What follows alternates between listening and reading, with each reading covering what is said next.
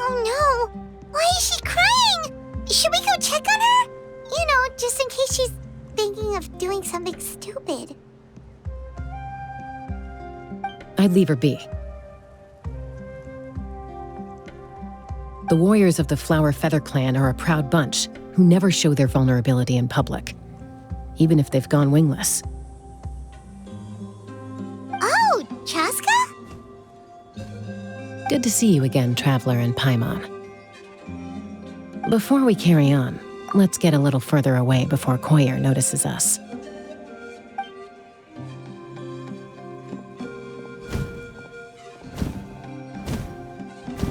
So, that girl on the bridge, Coya, you said?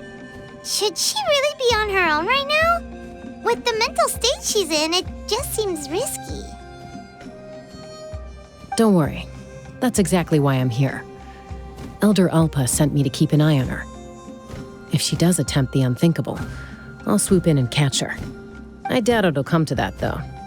She's a fighter. A warrior, in fact. One who aimed for the sky.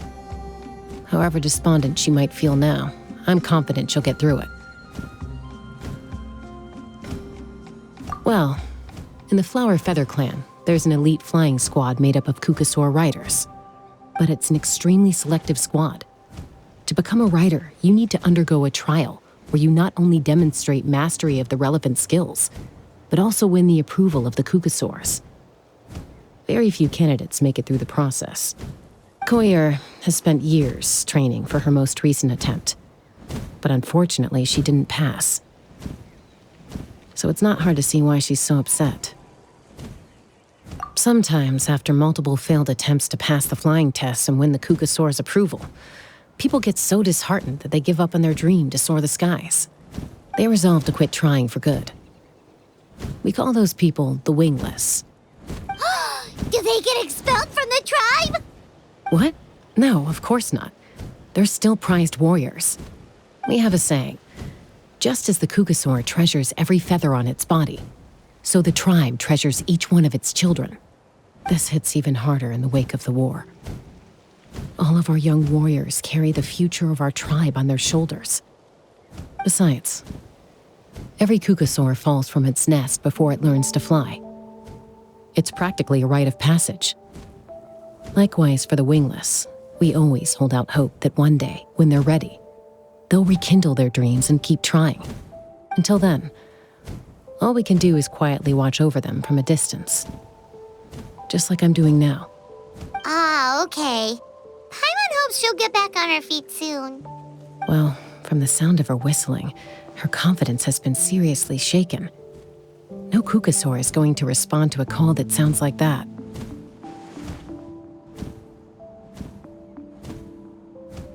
Yeah, people from my tribe call to their Saurian companions by whistling or blowing a horn. So it sounds like Coya was trying to summon a Qucusaur to practice her flying.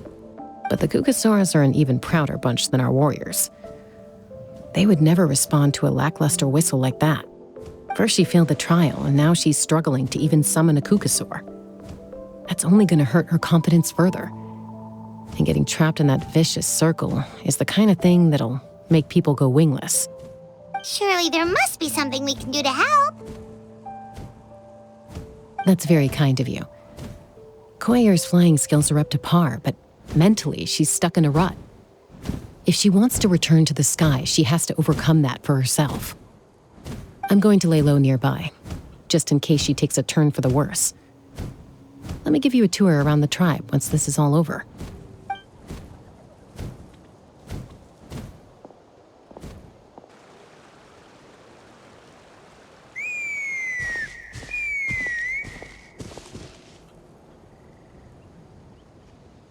Coya still isn't giving up. Even though Chasca said that she has to do this by herself, Paimon can't help feeling like maybe we can nudge her in the right direction. What if we could get a Qucusaurus to fly up to her? That might give her the confidence boost she needs.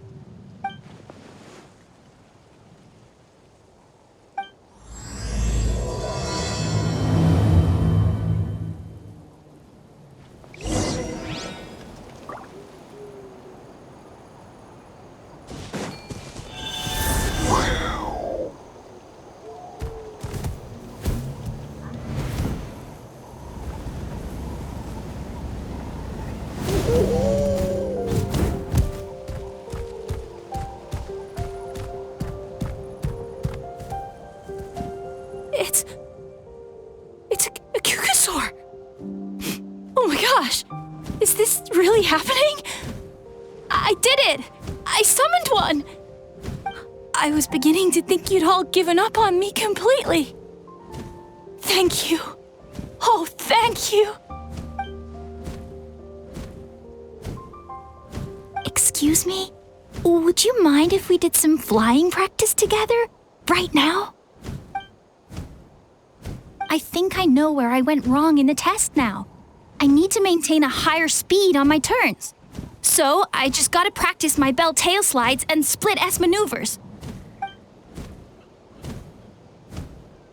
Also, I really want to try some stall turns and cobra maneuvers.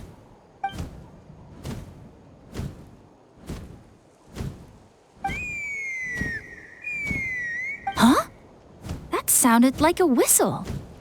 Is someone else trying to summon a Qucusaurus? Hey! Wait! Wait!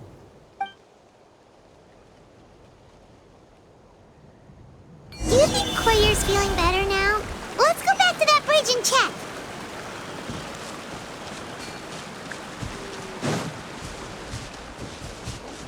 Right here.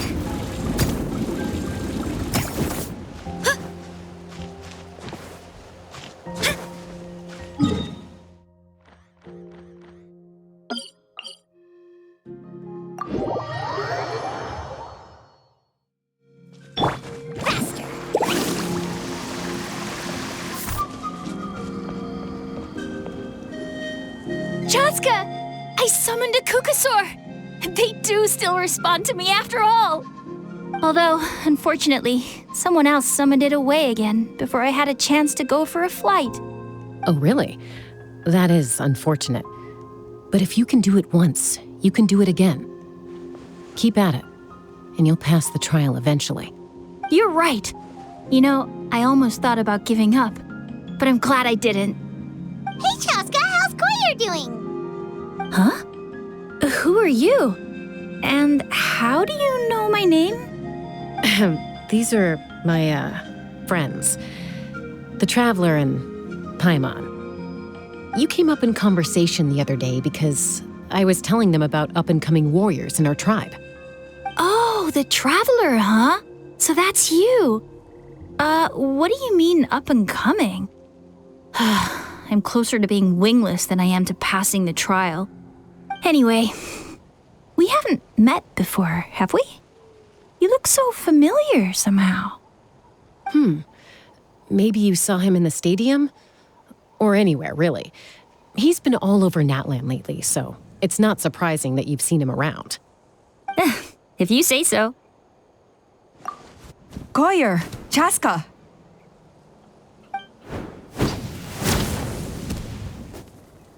Here you are.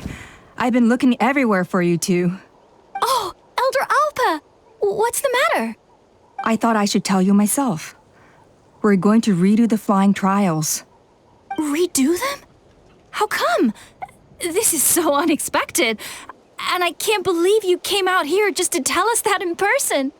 It's embarrassing to admit, but due to time constraints, we didn't do a proper inspection of the arena before the last round of trials began.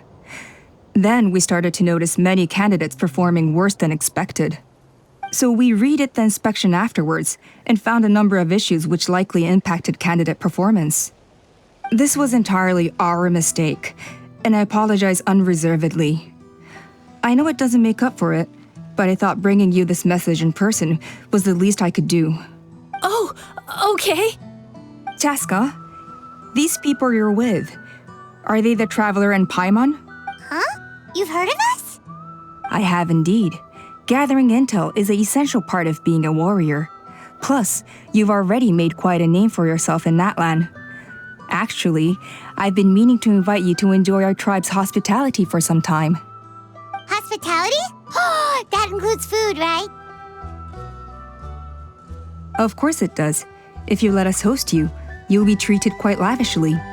Mighty warriors are highly revered in our tribe.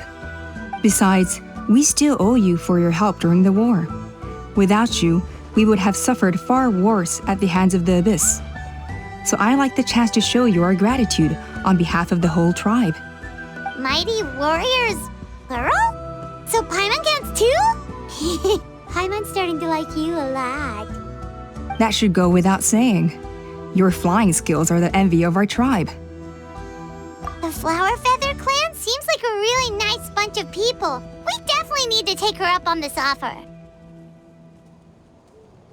Well, I'd love to stay, but I'm afraid I still have to inform the other candidates about the retrials. With our younger generation's future on the line, there's no time to lose. Wait, Elder Allpa! Let me help! The sooner everyone gets the news, the better! Very well. In that case, Chasca, could I leave you to entertain our guests? Sure thing. Okay. Let's meet by the Obsidian Totem Pole later. Coya, let's get going. Okay.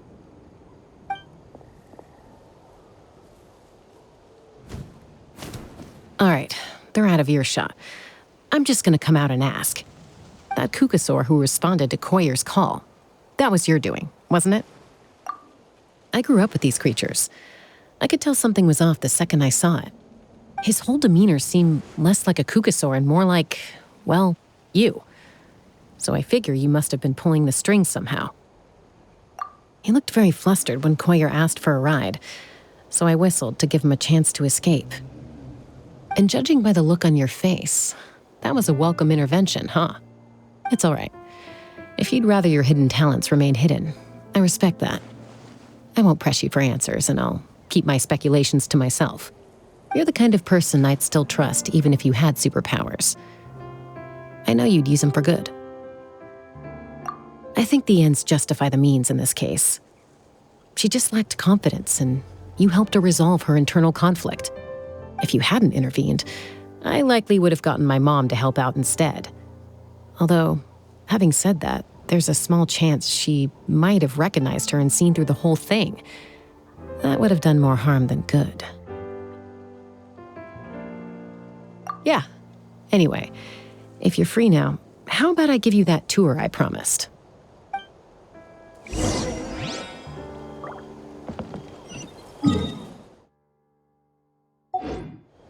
Let's ride!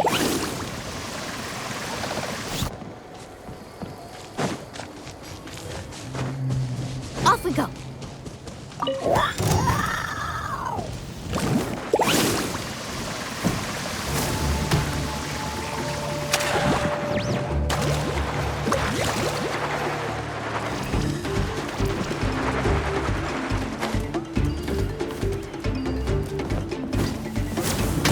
Oh, chill out!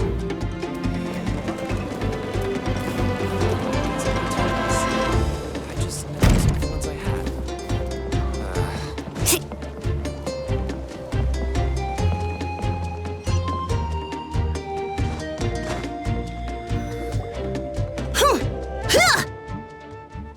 Huh, yeah. Ready? I'm gonna get you! Uh-oh. Are they fighting? Should we try and break them up? They're fine. Just doing their daily combat training. Combat training? A little young for that, aren't they? Not to us. We're a tribe of warriors. In ancient times, we were the most elite troops in the nation, responsible for patrolling and defending all of Natlan. And even though times have changed, we've kept our martial spirit alive. Hey, is that Chasca? Chasca, you're back! Oh, can you come train with us? Now's not a good time, I'm afraid. I'm showing the Traveler and Paimon around. Maybe next time. The Traveler and Paimon? Wait, you mean that legendary warrior and legendary flying expert? Legendary? Yep, that's us, all right. Awesome. It's so cool that you can fly without having to ride a Qucusaur. Even Chasca could only do that for short distances. Mr. Traveler, can you teach me some cool sword tricks? Oh, Mr. Traveler, my family shop makes the best volcano cake. You gotta try it. Let's behave ourselves, everyone. These people are here as our guests. They're going to meet Elder Allpa in a few minutes anyway. Kotini, instead of being jealous of other people's talents, why not work on developing your own? Kapak, there's no point in trying any cool sword tricks until you've mastered the basics. Have you done all your sword drills today? And Natlan, easy does it, okay? Not every conversation has to turn into you plugging the family business. Okay.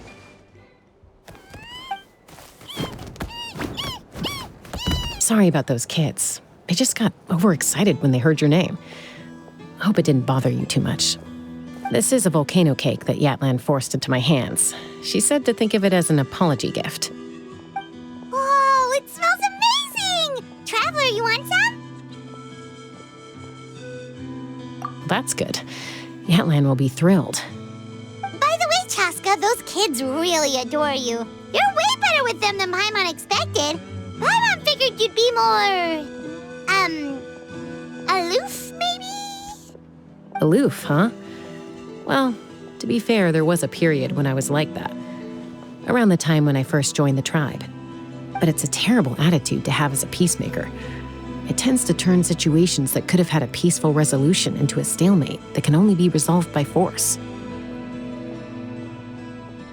Yep, exactly. As long as other options are available, I try to avoid that at all costs. Someone once told me that peace imposed by force will crumble in a matter of days. But peace achieved through genuine dialogue actually benefits both sides, even if sometimes the parties are only willing to negotiate because they're both armed to the teeth. That's true. Hey, Chasca! Uncle Cusco knows you're back, and he's coming to get you. Oh, thanks. Traveler, Paimon, got a dash. I'll meet you at the totem pole up ahead. You can't miss it. It sticks out like a sore thumb. Wait, are you running away? First rule of conflict resolution? Grab the fan and run before the you-know-what hits. Trust Chasca to make even running away sound cool. Sorry about this. Just stall him for me, okay? I'll explain everything later.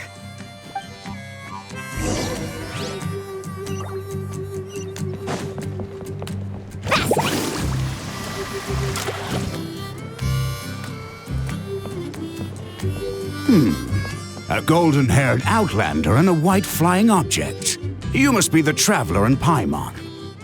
I heard Chasca was with you, but I suppose she's run away again, has she? Sorry, who are you? Who am I? Only her father. She's supposed to go for a checkup every 3 months to see how her abyss condition is doing. We both agreed on it, but she's already missed 3 checkups this year. That's 3 out of 4.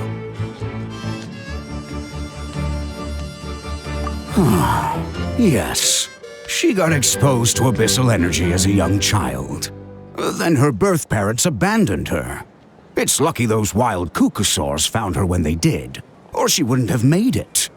They took her under their wing and raised her as one of their own. Eventually, some riders out on patrol spotted her and brought her back to the tribe. But she was practically feral at that point. The moment you took your eyes off her, she'd be getting herself into a fight, or she'd run away to be with the Saurians. She seemed to prefer them to her own kind. She might as well have been a Saurian in human form. That must be the aloof period she mentioned, right? We later discovered that her exposure to the abyss had planted seeds of conflict in her heart. So, we started trying to bring it under control. But ultimately, she's the only one who can control it. Anyway, she's much more human these days. Yeah, don't worry about her. She seems pretty stable to Paimon. She's probably only avoiding the checkups because she thinks it'll stop you guys from worrying about her. Yes, I'm well aware of that. She knows she needs to be careful. If her condition ever took a turn for the worse, she wouldn't be brushing it aside like this.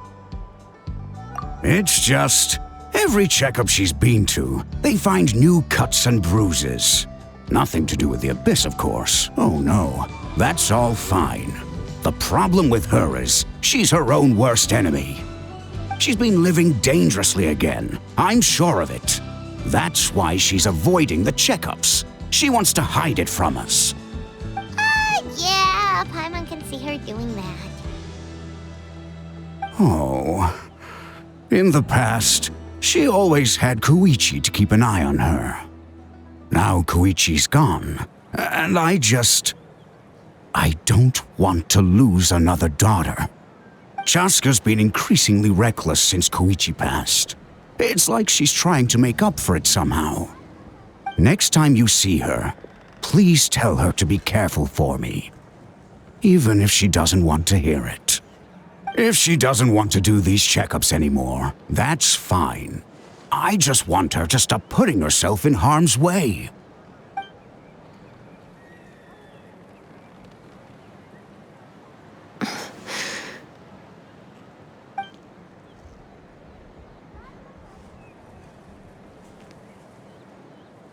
Whoa, where did the time go? We should be back up with Chasca before it gets any later. To get to the totem pole, we need to head north, right?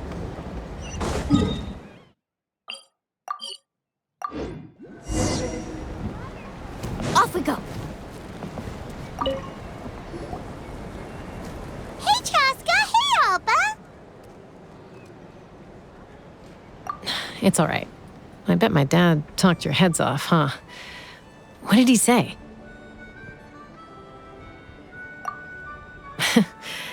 I was sometimes a little impulsive back then.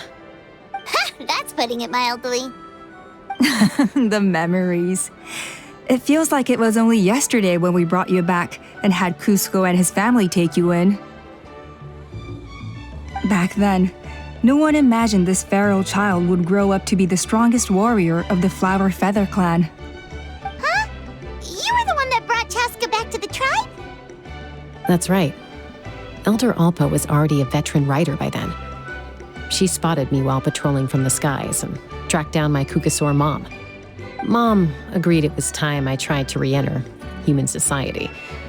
But I didn't know the first thing about being civilized. I clashed with everyone who had to deal with me. And look at you now, renowned throughout the land as a peacemaker. How time flies. When the day comes that I can't fly anymore, it will be up to you to look after our tribe and our flying squad. You know me, though. I'm not a natural commander. I'm better off as a lone wolf on the front line. So stick it out at least a few more years, okay? Give Coya and the others time to come into their own. Oh, stop. Wait, so isn't the leader just the strongest warrior in the tribe? At least Paimon figured that's how your tribe would work. Strength is certainly a core tenet in the Flower Feather clan. But strength means far more than martial prowess alone. If it all came down to individual strength, I'd struggle to call myself a warrior, let alone a member of the flying squad. Any fighter in the tribe could take me down. Well, sorry to disappoint you. It was something I aspired to at one point. So much so that I went adventuring in the Cinder City, Natlan, to try and prove myself. But it was foolish of me. I wasn't ready. I came back empty-handed and seriously injured. The fact that I survived was something, I suppose. But after that, I never seriously considered myself a strong fighter. And yet, you still managed to become the leader of the flying squad, thanks to your experience and determination. All while battling those old injuries. Don't you think that's a display of strength in its own right? Let's shelve this discussion for now. Traveler, Paimon, there are some simple refreshments on the table. Please help yourselves.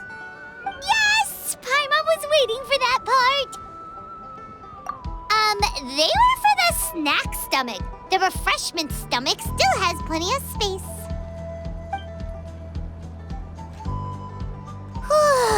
Paimon is so full. Well, if you're enjoying our hospitality, feel free to stay with us as long as you like. Elder Allpa? There's, something's come up.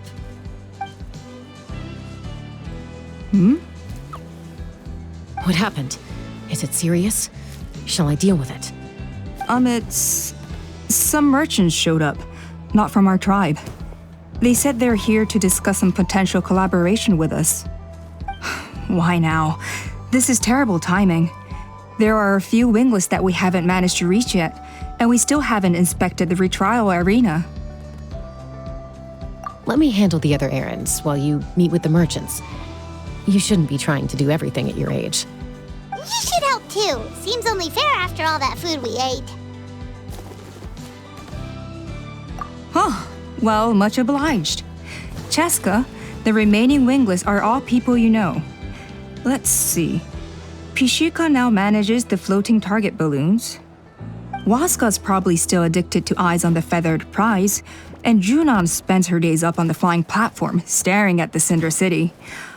I'll leave you to tell them the news.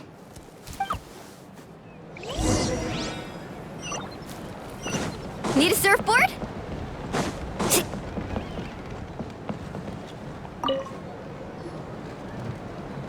Are you sure you don't want to reconsider, Pashika? I appreciate it, boss. But honestly, I'm pretty happy with my life nowadays. Pashika, they're redoing the flying trials. Huh? Utoda? Did Allpa send you? I was just telling Pashika the news, actually. The way things are with the tribe these days? I mean, you don't need me to tell you. This here is no future for a seasoned warrior like you. Come on, boss. Do you have any idea how long it's been? I've been wingless for years now. I'm not cut out for that anymore. Of course, I'll do my part if we ever need to defend the tribe. But there's really no point in me trying out for the flying squad now. I've already made my peace with it. Not everyone has what it takes to return to the sky after going wingless. Elder Allpa's perseverance is something else. And it's okay if I'm not destined for greatness. I might not have the Qucusaurus approval, but with my hot air balloons, I can still reach the skies. Handling these balloons every day, seeing how the customers react, the looks on their faces, that's enough for me. Finding something you love doing can be just as hard as passing the flying trial. It's worth holding on to. Fair enough. It's your choice. I won't force you. Oh, by the way, you should try taking a balloon ride if you've got the time. Once you've been up there for yourself, you'll see why I love it so much.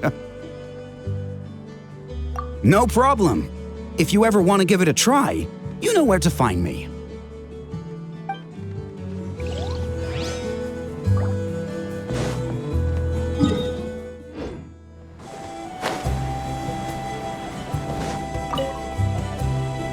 A retrial? What's the point? I pretty much treat life like it's a game. No Qucusaurus ever going to approve of that, no matter how many times I try.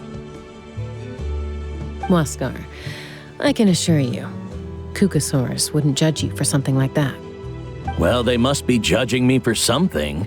Maybe I lack fighting spirit, or just don't have the talent. Not everyone's a natural like you. Don't waste your time on me. You'll have better luck with the ones who still have their heads in the clouds. In the meantime, I think I'm going to treat myself to a few more games of Eyes on the Feathered Prize.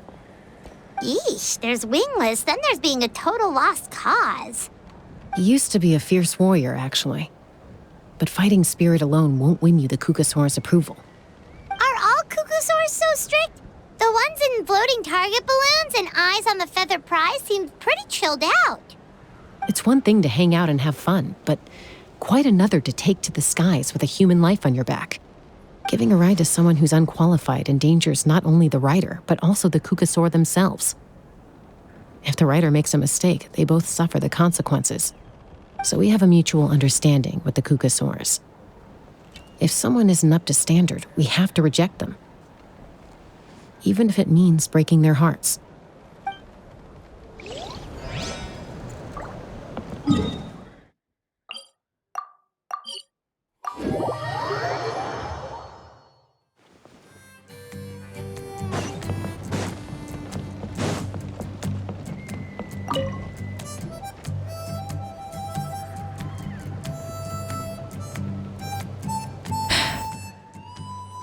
Hey, Xilonen.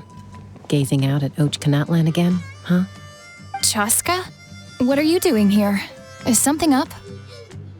The flying squad is hosting retrials again soon. Want to give it another try? Maybe you're forgetting the definition of wingless. I've failed so many times already that I've decided to call it quits for good. I'm done. Elder Allpa always goes out of her way to come and tell me when a new trial is coming up, and it's nice of her to think of me. But nothing's gonna change. I'm not going to suddenly pass just because they're holding another trial. They're making some big changes to the arena this time, so the flying experience should be smoother than before. Coya's gonna try again. No, forget it. If I was genuinely good enough to make the squad, the location shouldn't affect my chances. A true rider can fly confidently whatever the conditions, like you and Elder Allpa. Xilonen! They're redoing the... Huh? Chasca and the Traveler. You're already here. I guess they told you already then. Come on, let's go train together.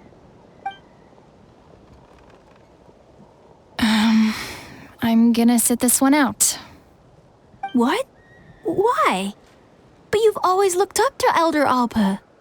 She went wingless after her injury and spent years drifting, but even she came back and made it in the end. If she can do it, why can't you? I mean, I don't have that kind of perseverance. And besides, the last thing I want to do is fail in front of her yet again. Oh, come on. You know you don't need to worry about that. All right, well, how about we just treat this as you being my mentor? Then will you train with me?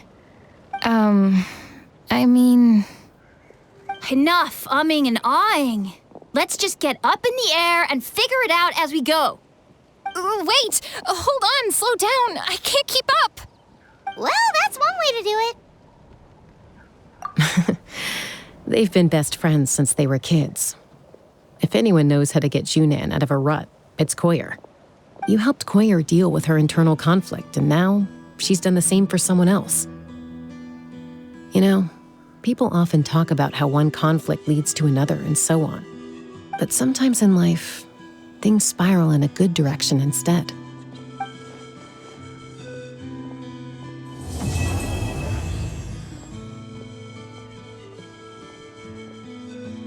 We've notified all the wingless on the list now, right? Where to next? The trial arena. It's not far from the tribe.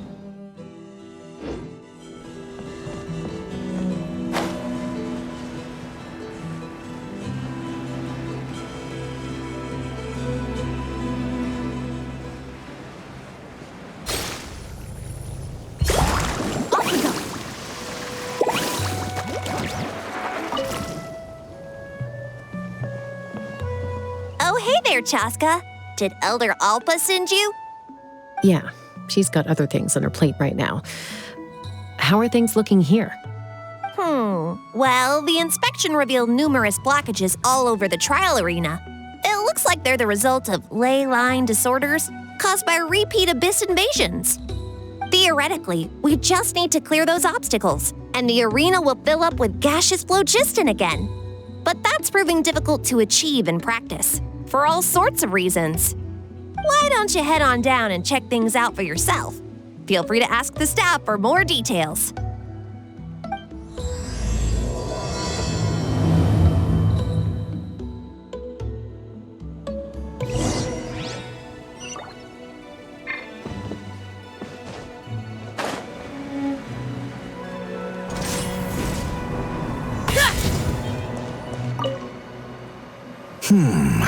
I think it should be possible to clear this spout with just a few hard hits. But there are signs of strange life in here. Meddling with it might be dangerous.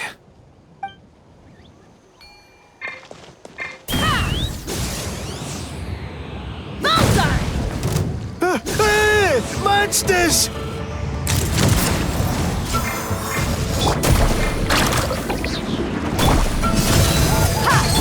Yoo-hoo! Let the world come alive! Let's ride! Amazing! I thought I was done for. Oh, this spout should be good now. But thank you very much.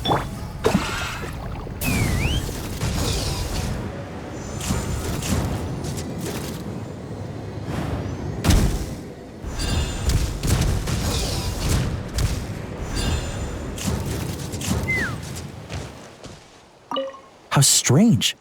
Why is there so much solid phlogiston here? Well, could be from the Children of Echoes. Maybe it got swept up here due to the ley line disturbances.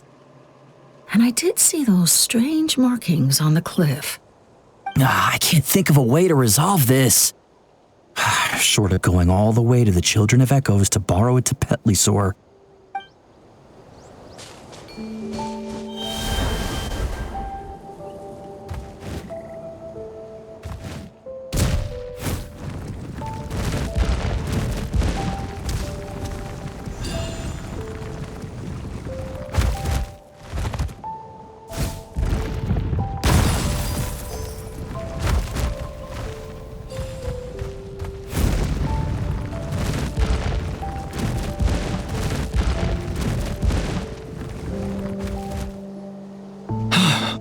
Oh, are you here to help? Thank goodness. There's no way I could do all this by myself.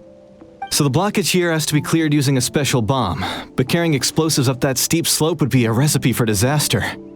If I dropped it or slipped and fell, I'd be blown to bits in an instant. So, my plan was to transport the bomb to the other side, then send it over in a hot air balloon. All I need now is for someone else to strike the balloon at the right moment, dropping the payload right on top of the spout, and problem solved. What do you think? Simple enough, right? Huh? Oh, that one. No, I've got no idea who that belongs to. Or how they got it up so high. I just wish I could fly up there and check out what kind of tech they're using. Ah, well. Getting the trial arena back in order is more important. I'll head over and set up now. Let me know when you're ready.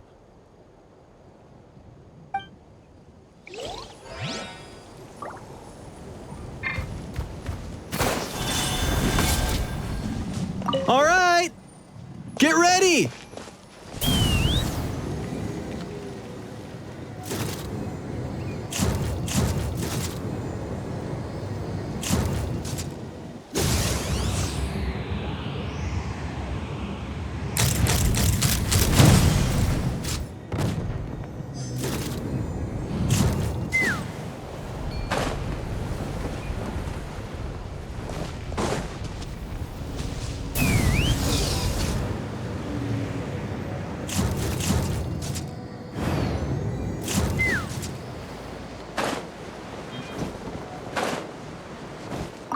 This is crazy. I put all of my strength into it, but it just won't break. Maybe Inkanak was right after all. If a stable structure is formed inside the solid phlogiston, I'll need to hit all the weak spots at the same time to break it. But how am I supposed to do that?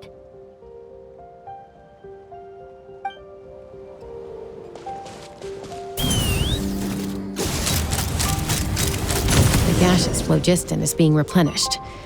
Looks like all the spouts have been unblocked.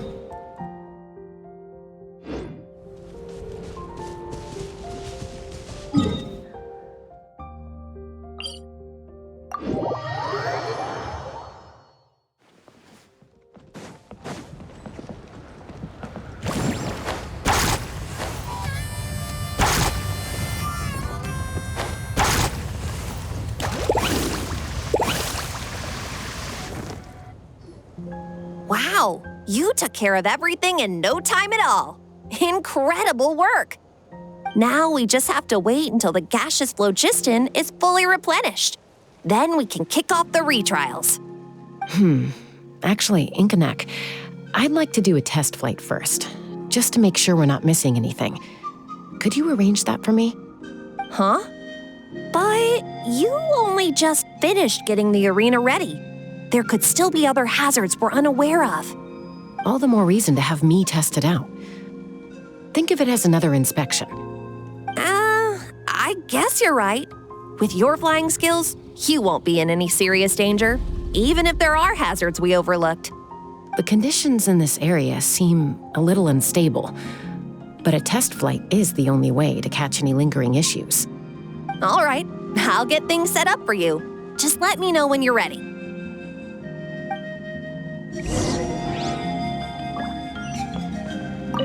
Are you ready? This should be a piece of cake for Chasca, but still, try to be careful. All right, then spread your wings and fly. Take me up!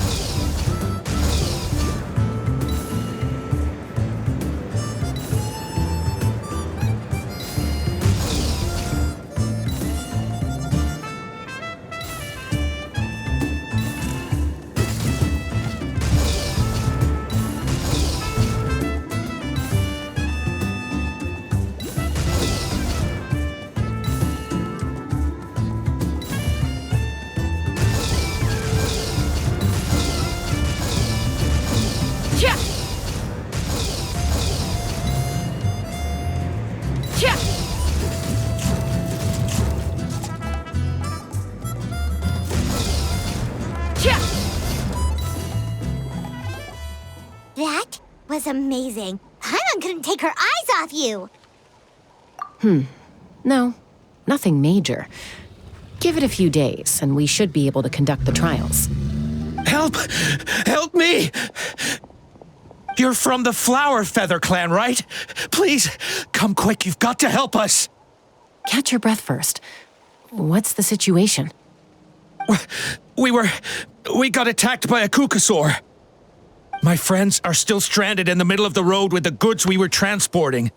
Please, I'm begging you, save them! Huh? Are Qucusaurs really that aggressive? Do they usually attack groups of people unprovoked? Not in my experience, but there are exceptions to every rule. Let's go check it out.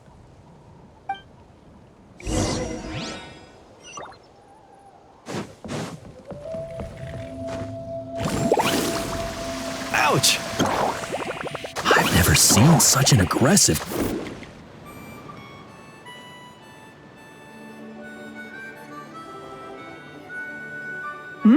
Chasca?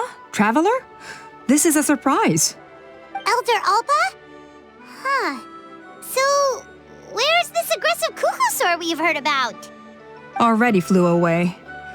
Looks like it backed off once it realized that reinforcements were coming.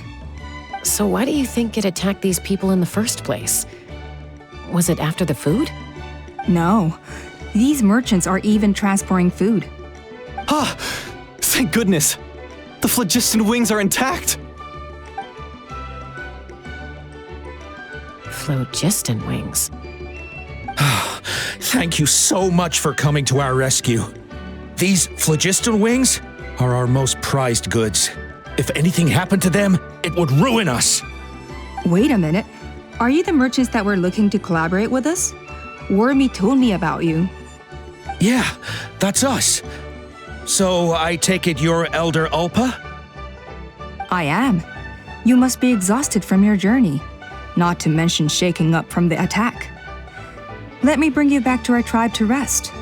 We can talk business after you've recovered. But Elder Allpa, what about the Qucusaur attack? Well, our guests here weren't seriously injured, and their goods are intact. Perhaps that Qucusaur was just having a bad day. There are so many of them around here. You'd expect something like this every once in a while. I don't think we need to pursue it any further. More importantly, How are the preparations for the flying trials going? Is everything in order over at the arena? Huh? Did you say flying trials? What a coincidence!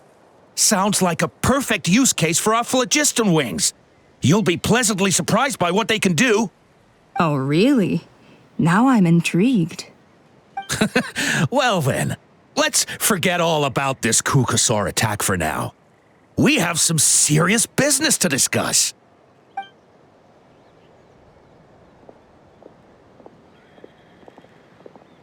Huh? So that's it? That all went smoother than expected. Well, guess we'd better get going. Huh? Chasca?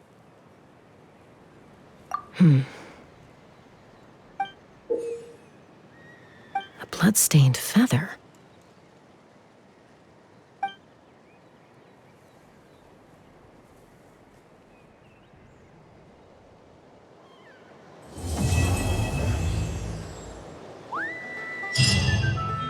The flower feather.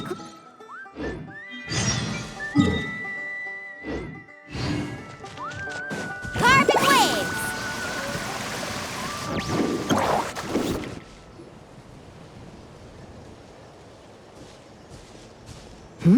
Ah, Traveler and Paimon. You came. Yep, and it looks like we made it just in time. Although, can't say the same for the Qucusaurs. Bit of a low turnout, huh? Yeah, you'll see why soon enough. All right, get ready. 3, 2, 1, fly! Whoa! We're really flying! I feel light as a feather. I'm flying without a Qucusaur. These phlogiston wings are awesome! What's going on? Paimon can barely believe her eyes. How did they fly all on their own? The merchants we ran into that day were selling a product called phlogiston wings. It's a flying machine worn on the back. To operate it, you just use a handheld trackball that controls the flow of gaseous phlogiston. That's incredible. Yeah. If Natlan mass adopted this technology, it would revolutionize our mobility and responsiveness in times of crisis. Just think of the countless tragedies that could be averted.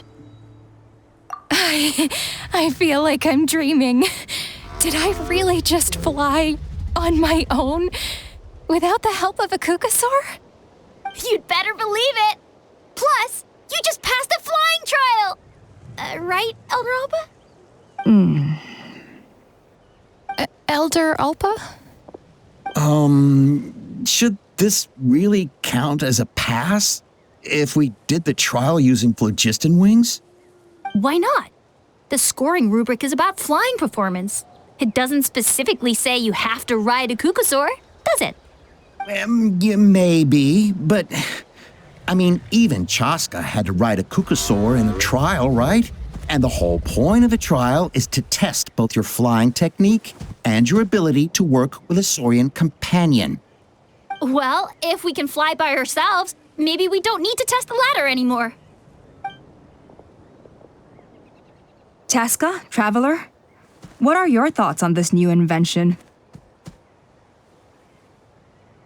You see? Even the Traveler agrees. I agree that they have strategic value, but I don't think it makes any sense to evaluate candidates by the current testing standards if they're using phlogiston wings. Why? Shunan finally mustered the courage to go through with this, and now you're saying it doesn't count? We don't have any experience using these wings in battle, nor is it immediately obvious how to incorporate them into the existing systems in our tribe. Taking a longer-term perspective, I think we need to start by getting thoroughly acquainted with how these things work. Then we can develop a new trial format with new assessment criteria, tailored to candidates using the phlogiston wings. You all raise valid points. But Chasca, while your proposal sounds perfectly reasonable, it would probably take years to put it into practice. We lost so many people in that war. These phlogiston wings could be exactly what we need to strengthen our forces and boost morale in this trying time. And as for real-world battle experience, there will be plenty of opportunities to gain that. I have high hopes for you, Junon. Huh? Hey, stop staring into space! Say thank you! Oh, thank you. Thank you, Elder Allpa. You have nothing to thank me for. Remember, the way you got your wings back was by relying on yourself.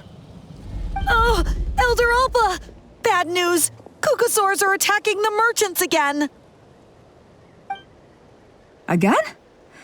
Okay, everyone, stay put while I... Huh? Chasca?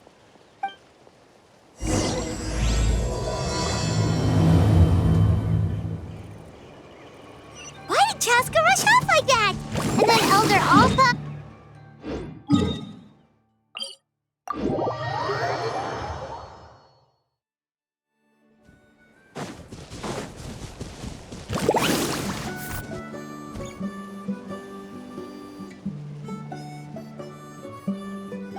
Oh, it's back! It found us again! Run! Get out of here!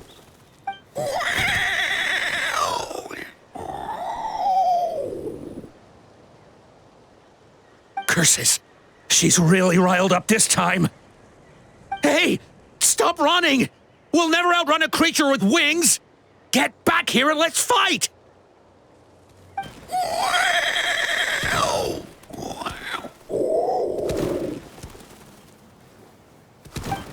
Stop! All of you! Chasca! Oh, wonderful! Quick, get rid of that thing!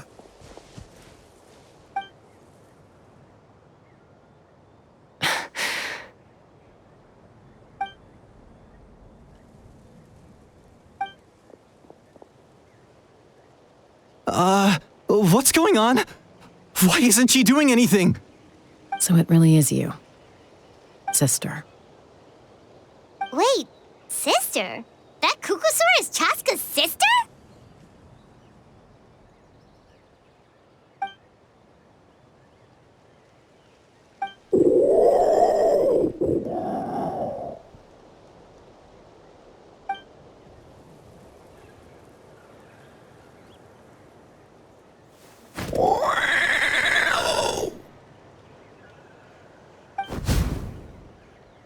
Coya, wait! Is Chasca gonna be okay? Should we go check on her?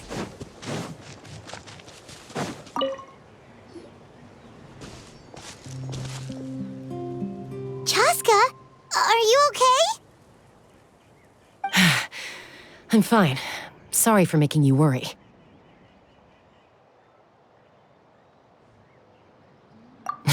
No point. She's an expert at hiding her tracks. Once she's shaken you off, you'll never catch up to her. At least, I always used to lose to her at hide-and-seek when we were kids. Well, yeah.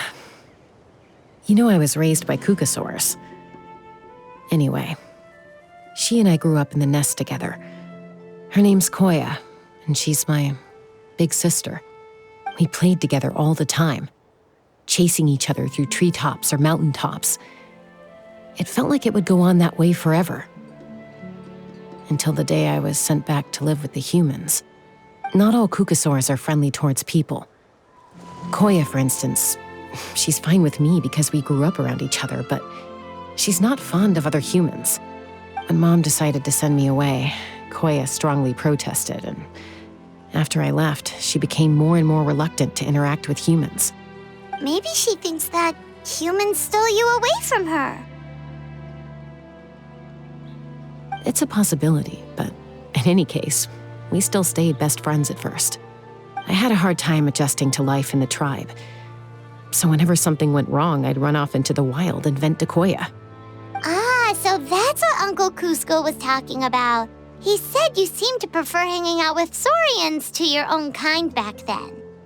Yeah, I did. But then, gradually, everything changed. With a new mom and dad, a new tribe, and Koichi. I started getting curious about these humans and made an effort to understand their behavior. The more time I spent with them, the less I spent with Coya. And then, one day, it was Koya's turn to leave the nest. She sought me out and asked if I was willing to leave the tribe and go live in the wilderness with her. As far as I can remember, that was the first time she ever approached a human settlement on purpose. So, how did you answer her?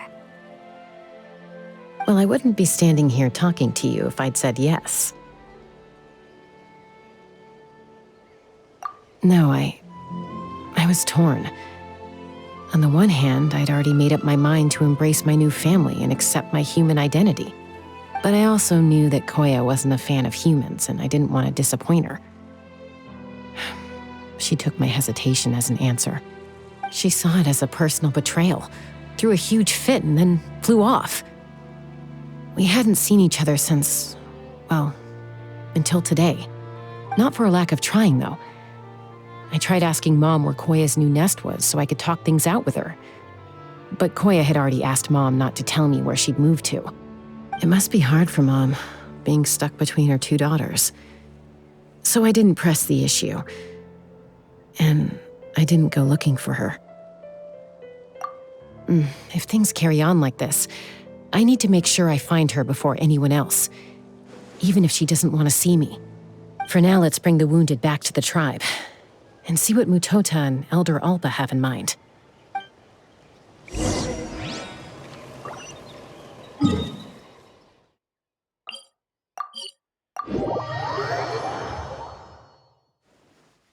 Off we go. Let's ride! So, I hear there's been another Qucusaur attack. Ha! I knew it! They're wild animals, and they can't be trusted. Hey, show a little respect.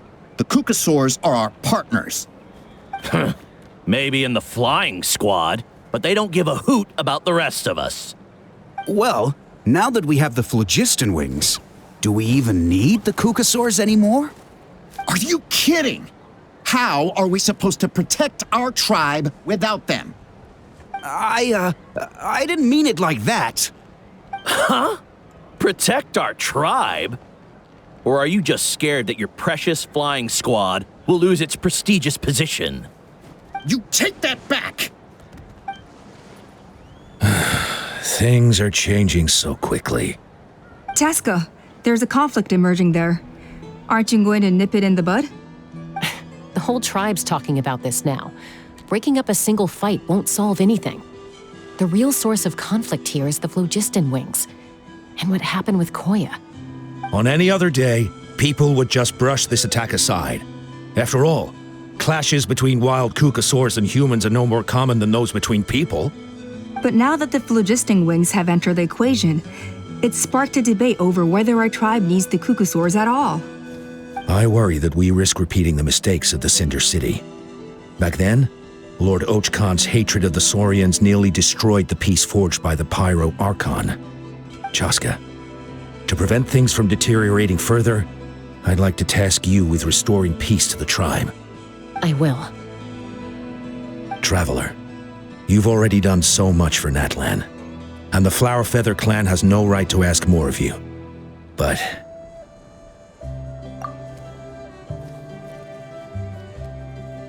thank you. And don't forget about Paimon. Just leave this to us. This whole situation has unfolded so quickly that it's put us on a back foot. To tell the truth, it makes me a little suspicious. You think someone might have orchestrated all this? It's possible. Leave it with me. I'll look into it.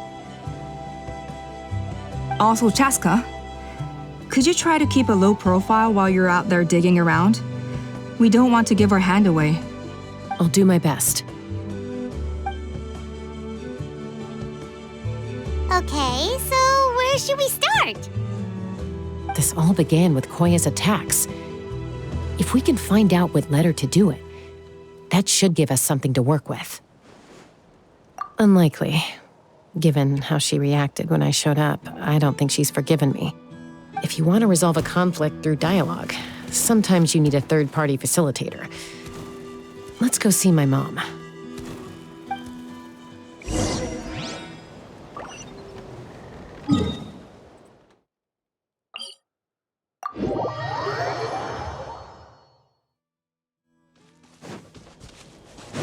Need a surfboard?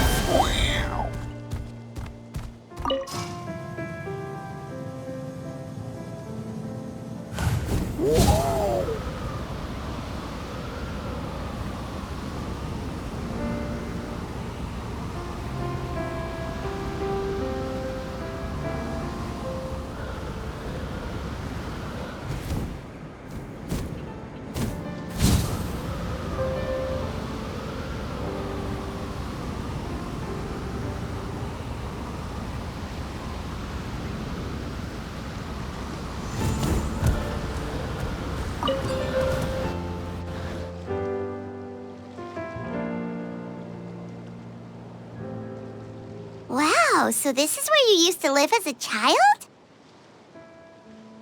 Mm-hmm. When I was little, we used to do this thing where I'd jump from the top of this tree, and Coya would fly over from the platform and catch me in midair. Or sometimes we'd both fly from the treetop together, and then after some aerial maneuvering, she'd throw me up onto that platform. After we got a bit older, we went to the nearby shores looking for even greater heights. Stop! You're gonna give Paimon a heart attack! Really? I just thought it made a fun story. Then I'll share more with you when there's time. Anyway, back to the matter at hand.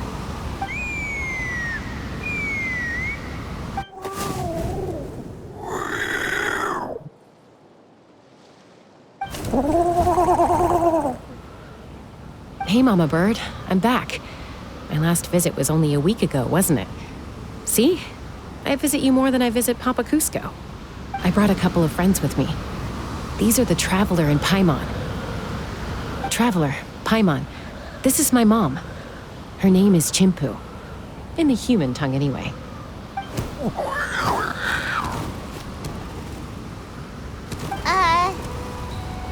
Hi! No, not really.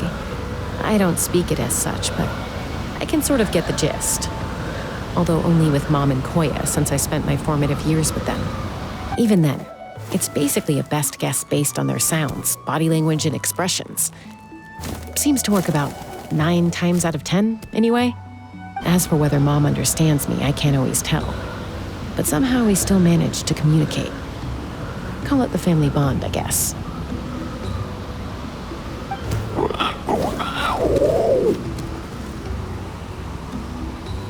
Don't worry. I'm doing well, but I think Coya might be in some trouble.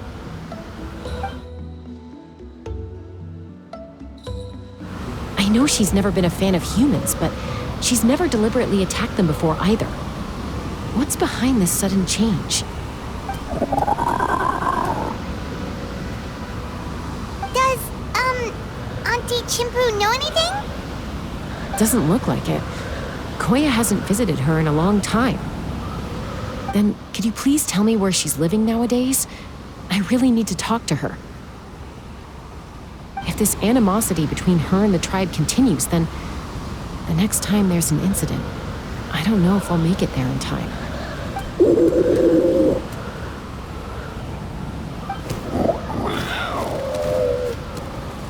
She said she'll take us there. Thank you, Mom.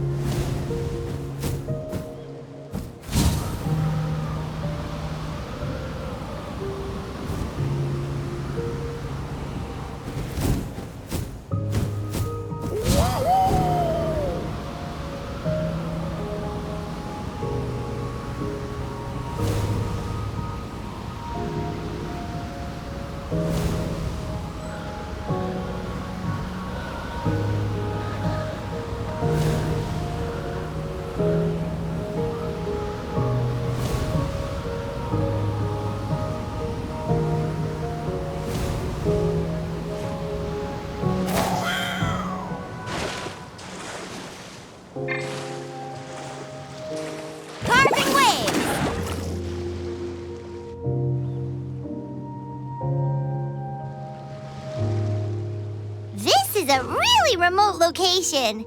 Guess she was trying to get as far away from humans as possible. We stay here? Okay. Got it. Traveler, Paimon. Mom says we should stay out of sight for now. She'll talk to Coya first. Coya is very hostile toward humans right now. So if we show up unannounced, it might just make things worse.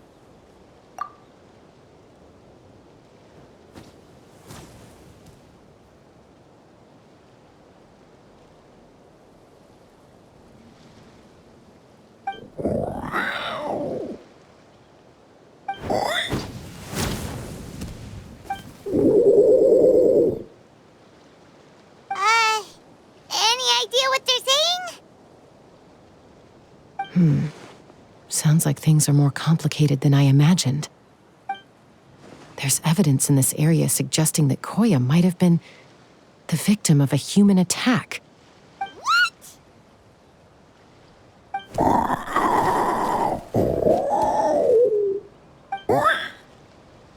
No! It's Chime, Koya's child. The attackers kidnapped her. They came over the sea, under the cover of night, and they took Chime. What the heck? Who would do such a thing? I searched day and night, and finally found them.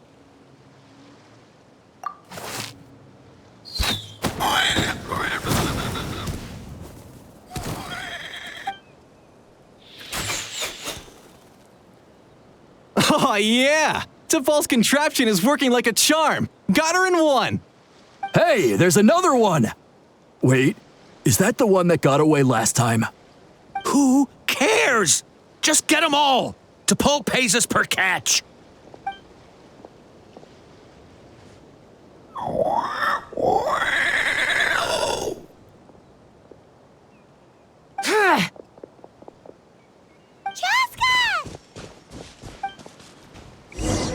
Chasca? How do you get here? Quick, stop her! Don't you even think about running away!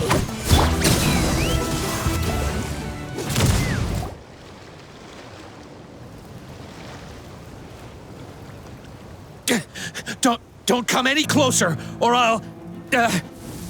Go, Phlogiston Wings! Take me out of here! Uh-oh, looks like it malfunctioned. This is bad. Mom and Coya are already injured. And if that thing explodes right next to them... Help! Elemental energy suppresses it! Please, someone! Get back!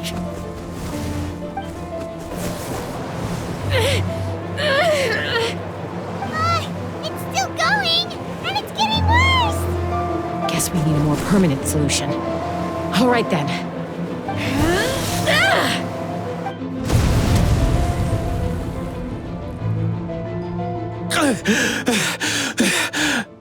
That was too close. I thought I was gonna die.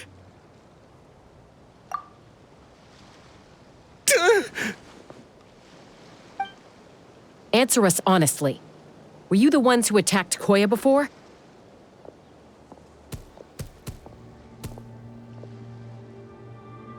I am...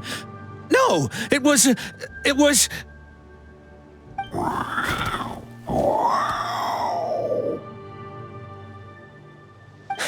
Well, she says it was you. Just tell me, who sent you here? It was T'Pol. He told us to catch all the wild Qucusaurs we can find.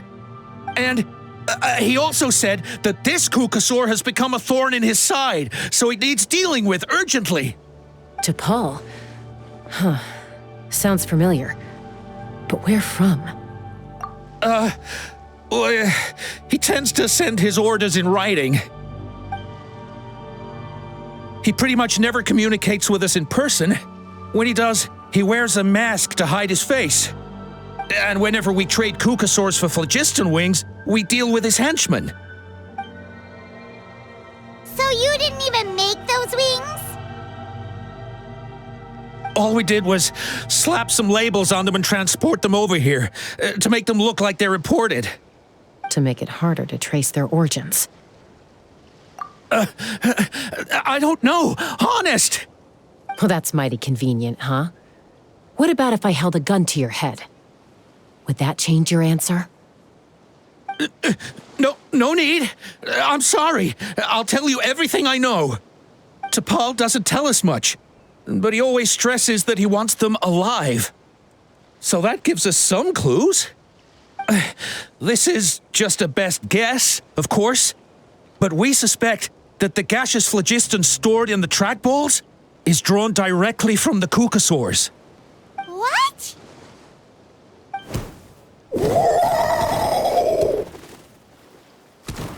Easy now. You're still injured. Hey, keep talking. Yes, ma'am.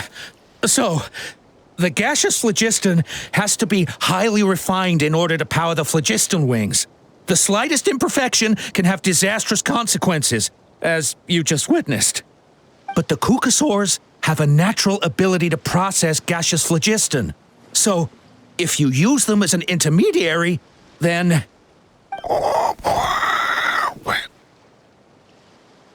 That's enough.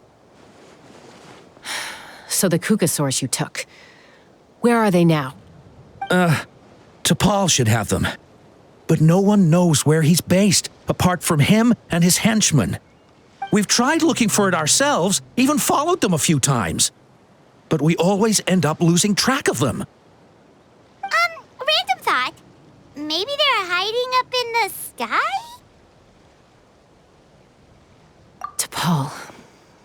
T'Pol.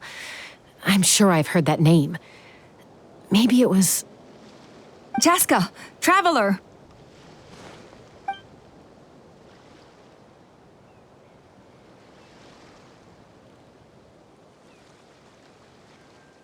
That voice! It's Allpa!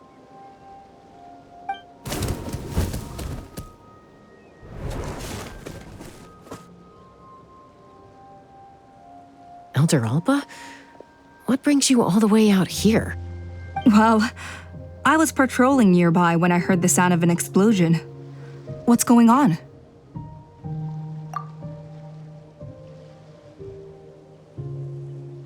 I don't believe it. Elder Allpa, does the name T'Pol ring a bell to you? I feel like I've seen it written down before. Maybe in a list of candidates for the flying trials? Huh? So he's a member of your tribe then? No. If he was a member of the Flower Feather clan, I'd definitely know him.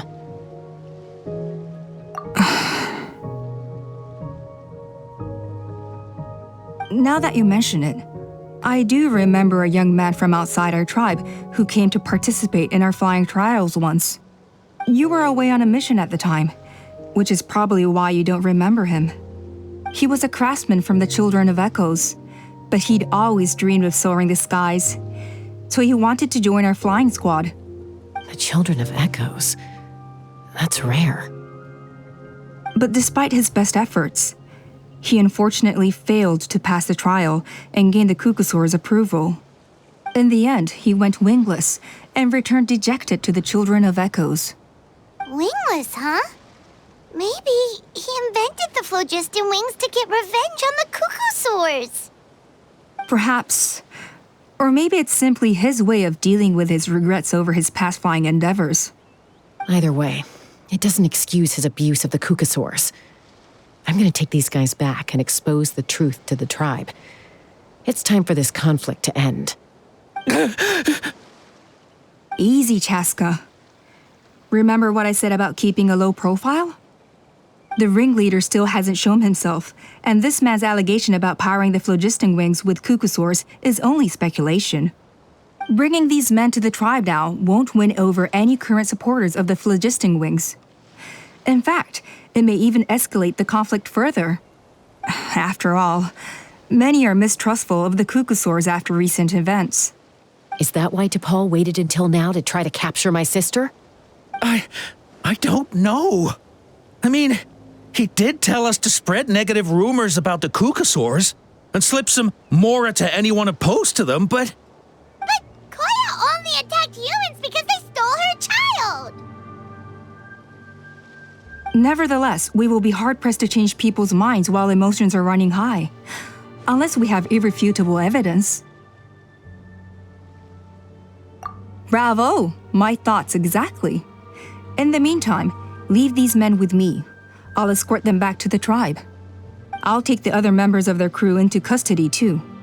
They won't get another chance to stir up trouble. Fair enough. I guess finding T'Pol is going to be the key to resolving this conflict. Let's hope the Children of Echoes have some info on him. Sorry, whatever it is, it'll have to wait till this is all blown over. I have to fix this situation before it spirals out of control.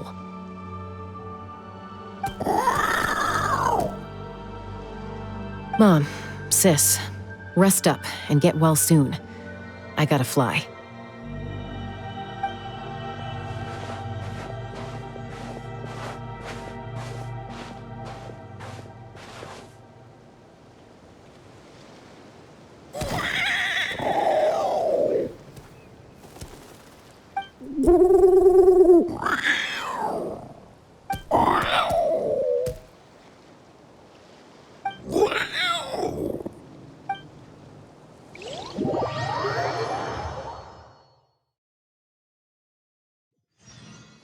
Let's ride!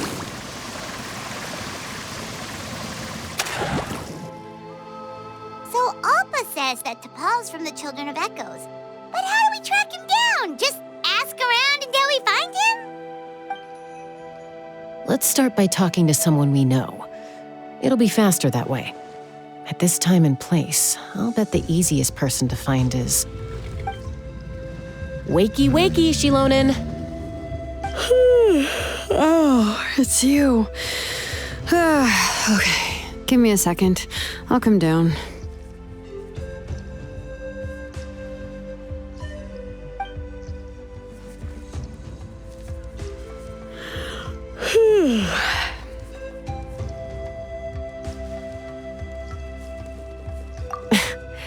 I climb trees to fly further and see farther.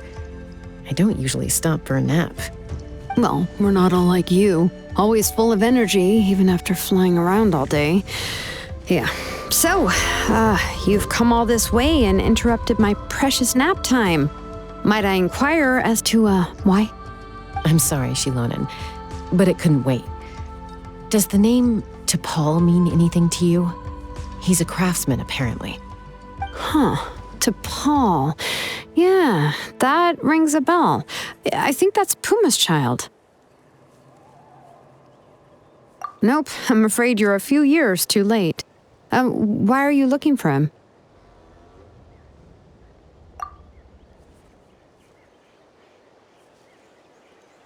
Huh, phlogiston wings. Wow, okay. The kid actually pulled it off. Well, looks like no more rest for me today. Pulled it off? You mean he's tried making something like this before? Yeah, he started trying to build a flying machine right after he got back from the Flower Feather clan. So right after he went wingless, then. Was this flying machine anything like the gun you made me?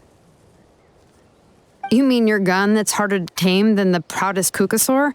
No, he wanted to build something that allows anyone to fly freely, even if they're not naturally gifted. But he never got very far back then, though. Blew up his workshop a few times and barely made it out alive. I never really kept up with him after that. His parents traveled a lot in their youth and only returned to the tribe after he was born. But they settled in a remote area and don't interact with other people much. Which means most people in the tribe don't know them very well. Your best bet is to chat to his direct family. I'll go get Puma. Wait for me in front of the workshop. I won't be long.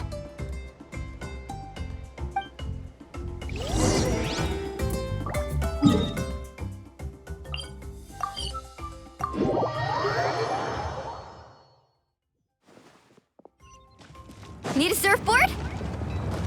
Faster!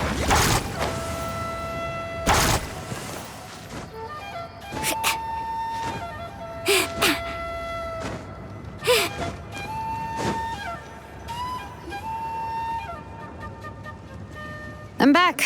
Allow me to introduce T'Pol's mother, Puma. Hello, we're... Oh, save the pleasantries. I don't want to spend any longer talking about that boy than I have to. Huh? I disowned him long ago. He is no child of mine. All he cared about was his pipe dream of reaching the sky.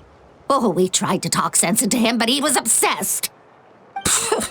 And then when he left us, he spouted some nonsense about building a workshop in the sky to avoid the constant criticism of us ground dwellers. He left his notebook behind. Whatever questions you have, you can look for them in there. I am done talking about him. He's no son of mine. He never called me Mom anyhow.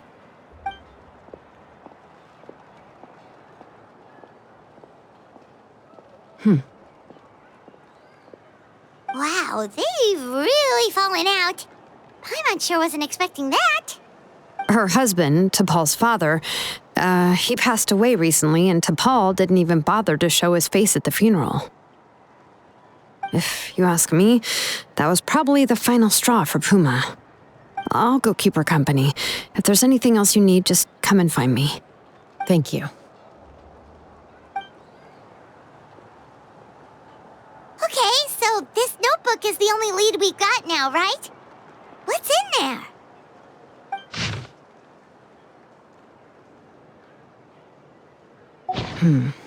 Some early designs for the phlogiston wings, and some theorizing about an airborne workshop.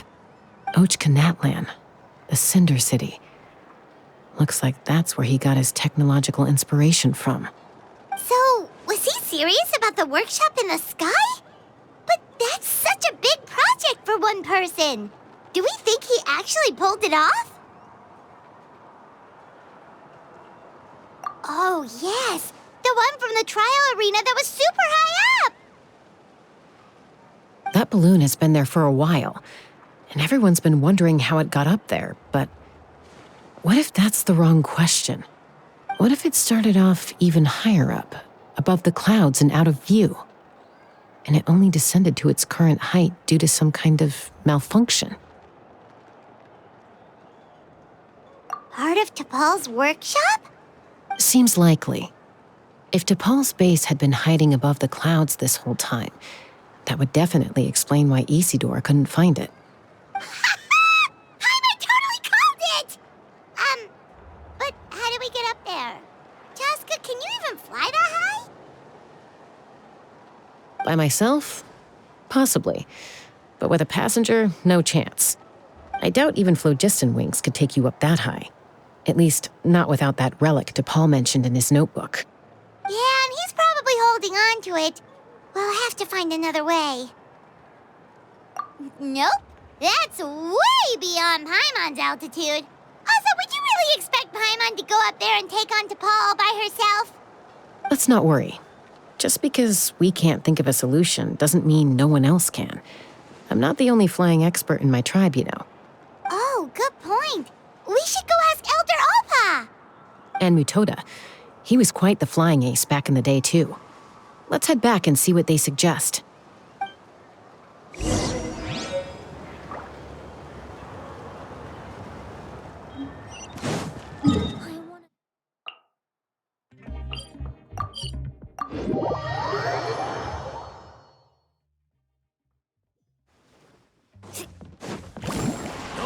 Need a surfboard?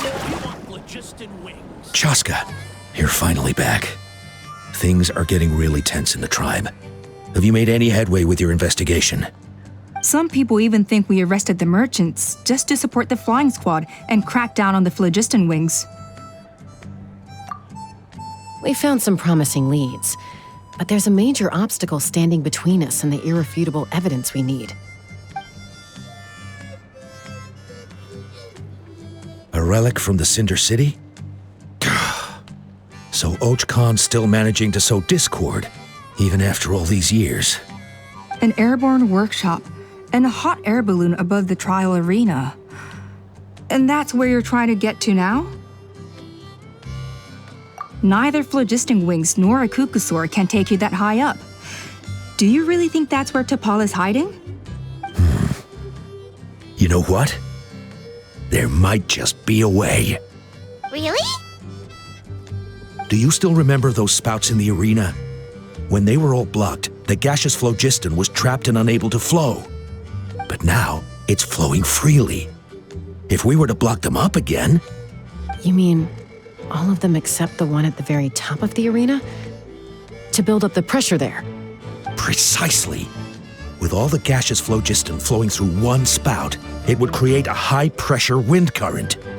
And then we just ride it up into the sky! Yes, it has its risks, but with Chasca's abilities, I think she could manage it. It's an extremely risky approach, but I agree that it's feasible. If you want to give it a try, check with Inkanak at the trial grounds. She can explain how to block the spouts. Chasca, if anyone has a hope of seizing this evidence from the high heavens, it is you.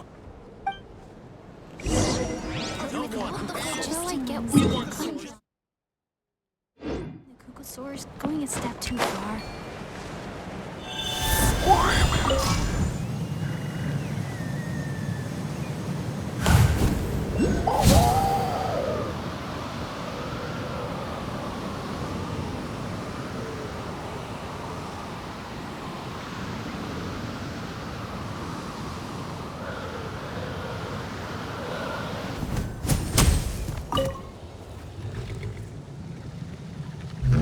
Goodness me, that is a very bold idea.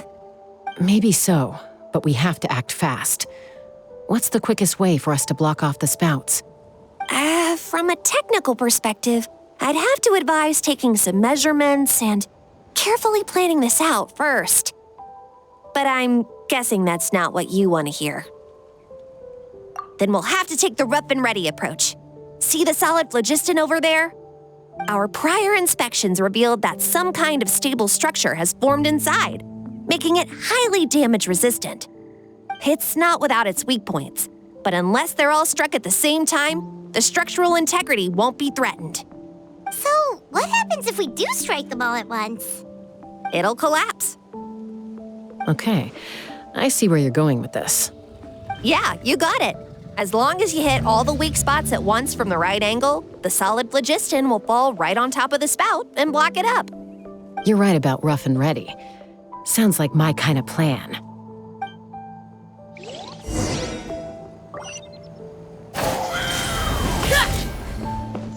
Take me up!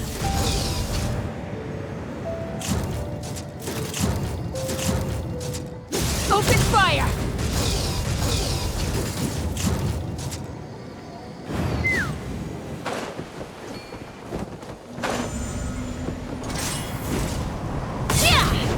Let's fly!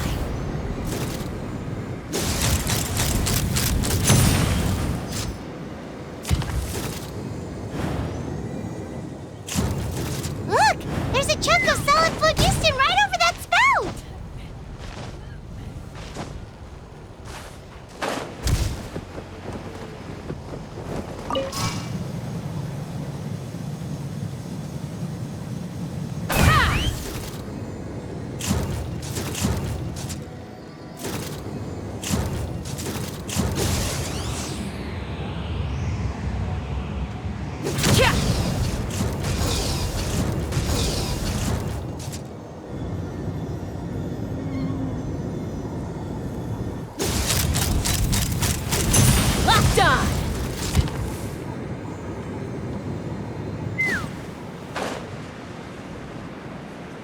Take me up!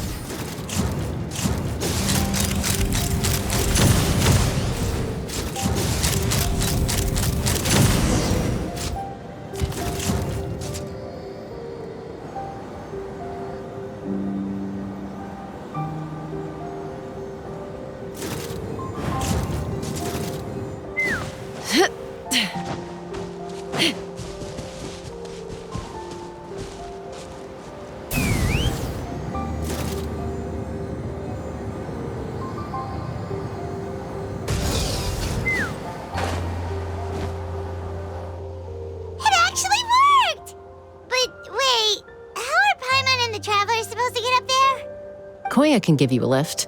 She's actually been following us this whole time. Wow, Paimon didn't notice this at all? Well, probably because she didn't want to get too close to humans. Or maybe just me. But right now, we need her power.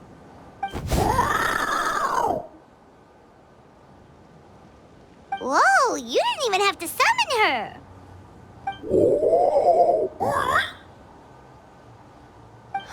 Yes, up there. That's All right, let's go have a little talk with this T'Pol.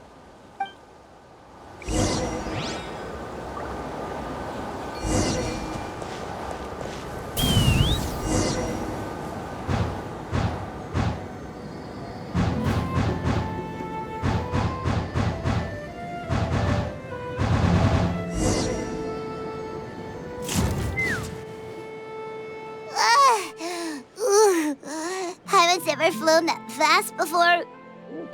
She feels so ready to throw up. Aha. Just as I thought. It might look like a regular hot air balloon from the outside, but up close, it's clearly been heavily remodeled. And sure enough, it only descended below the cloud line because the custom-built machinery malfunctioned. I should be able to figure it out with T'Pol's notebook. Thankfully, I know a little DIY from fixing up my guns when they're having issues. That should just about do it. Now all it needs is a nice hard kick. Maybe that works on your guns, but, huh? We're really moving!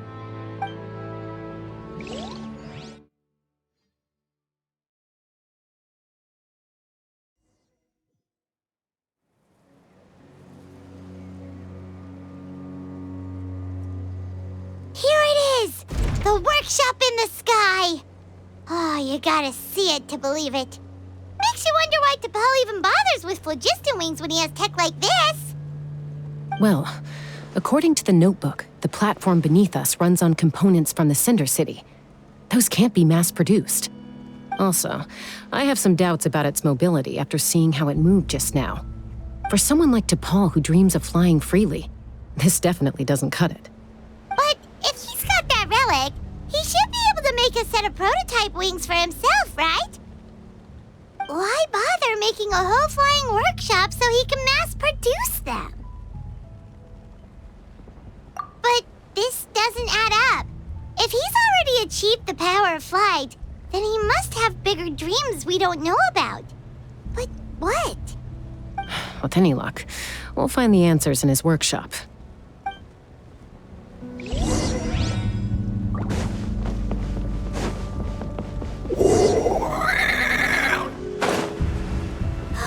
Qucusaurus! Seems like the merchants were right. T'Pol's using them for his own ends. I'll bet that mechanism on top of the cage opens the door. Let me give it a try.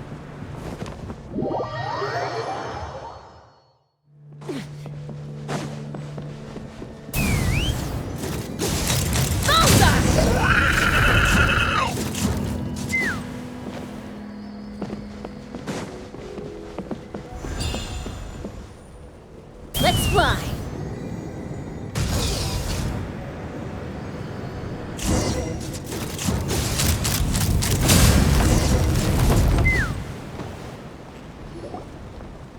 Why won't it fly away like the others? Is it... She's still breathing, but barely.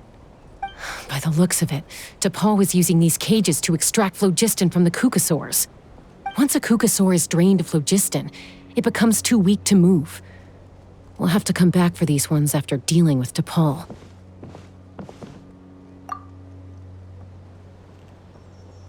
Let me see. Looks like a record of his phlogiston research. Log number 330. With the support of... I was finally able to launch the airborne workshop. Even though it relies on the relic for 80% of its power supply, I've at least taken the first step. Log number 348. Research on the relic is progressing well. I should be able to replicate the technology and scale up production very soon. Has proposed a name for this groundbreaking invention: the phlogiston wings. I think I'm getting close. Soon, I will achieve my dreams. Log number 377. Encountered some issues with the new, smaller model phlogiston wings. The gaseous phlogiston showed some volatility during the refinement process. Thinks we should proceed at a more cautious pace with the refinement experiments. But after so many past failures, I have to prove that I will succeed this time. Log number 114.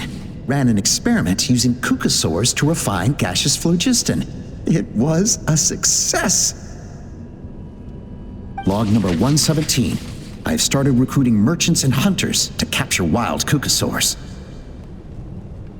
Log number 121. Major breakthrough in the efficiency of phlogiston yield. Huh? So many parts have been crossed out! Yeah, probably the contact he alluded to in his other notebook. Guess he has a benefactor. Did anyone else notice how the numbering system in this notebook suddenly changed halfway through? We haven't got time for textual analysis, I'm afraid. Grab the notebook and let's press on.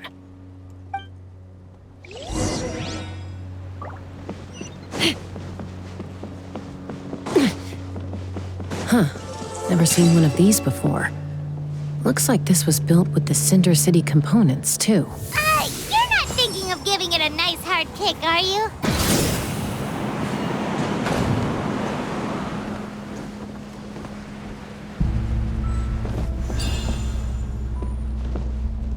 Take me up! Whoa! What's that mechanism doing? It's asking for a nice hard kick where it hurts. Aim for the weak spot.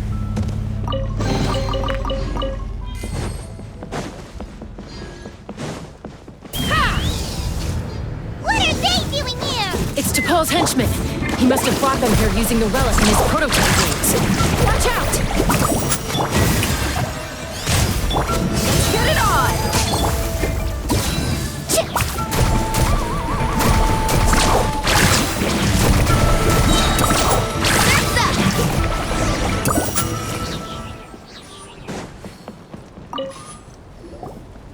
Hey, look here! More of T'Pol's notes!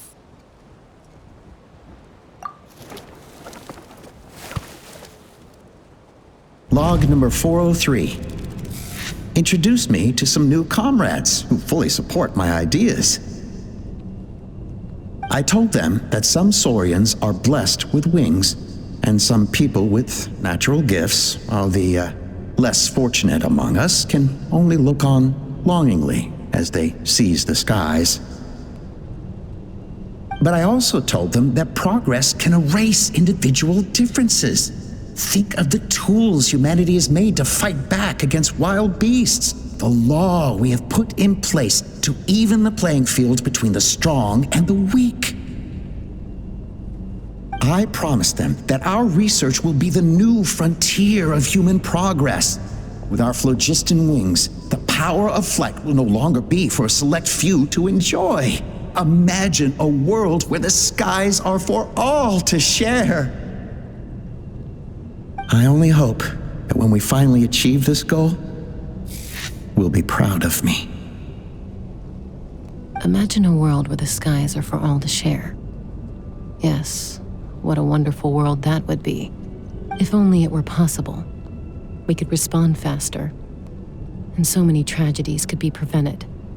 But T'Pol, what about the Saurians you're draining dry of phlogiston?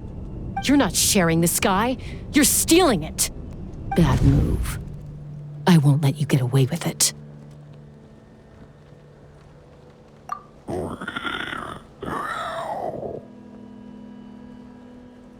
I'm fine. Let's keep moving. I don't think we'll find anything else here.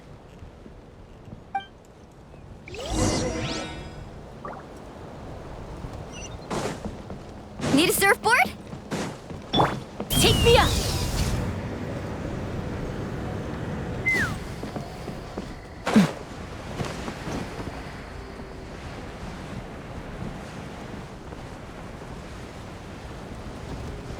Let's fly!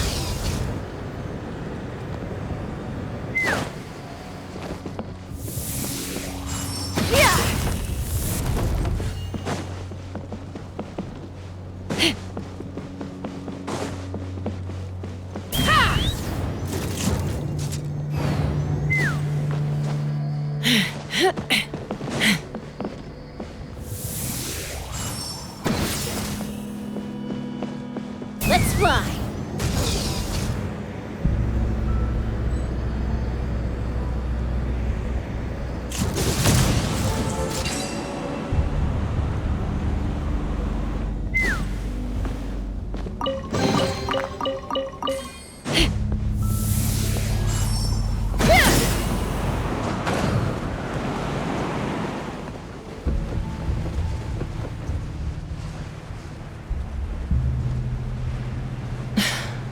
I can't believe he captured so many Qucusaurus.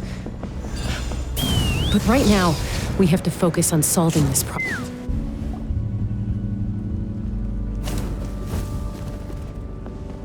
Looks like we've reached the center of the workshop.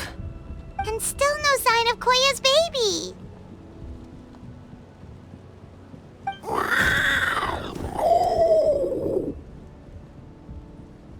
Let's search this area for now. If we still can't find Chime, we'll double back.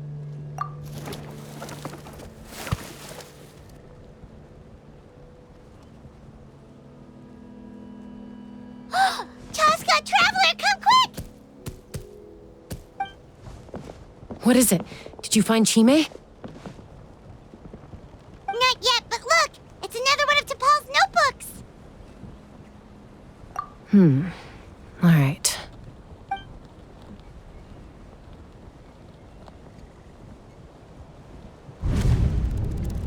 Log number 428.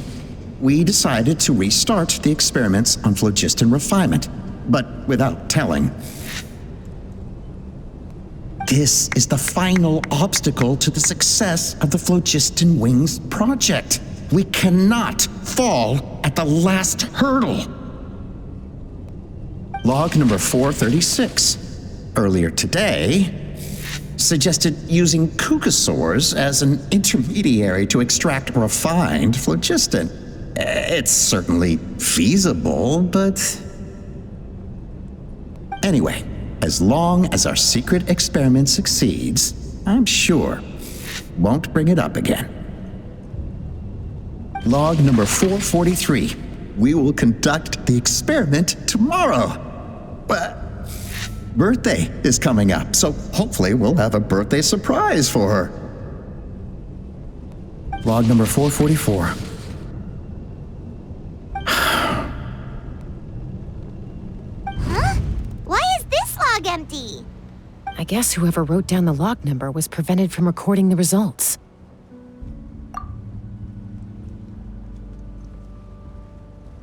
Log number 0. We lost many comrades in the accident.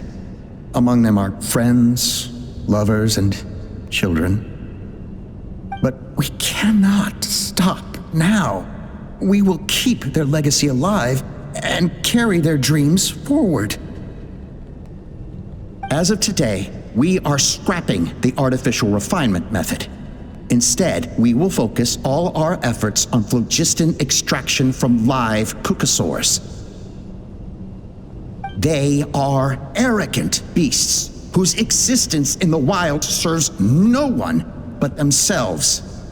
Their true worth lies in their sacrifice for the sake of human progress. To facilitate our operations, we will gradually move the airborne workshop closer to the Flower Feather clan, even as we continue to expand it. All this we do to create a world where the skies are for all of humanity to share. All this we do to make T'Pol's dream a reality. Given the way this is written, not to mention the fact that the numbering has started over from 0, it kinda sounds like this is someone new. Does that mean that T'Pol's already... There's also a letter tucked in the end of the notebook. It's from Puma.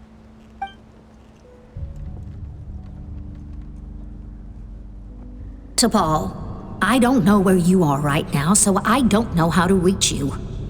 My best bet is to send this letter to the Flower Feather clan. Your father is gravely ill. Oh, I know we've had our differences in the past, but he is still your father. Won't you come and visit him?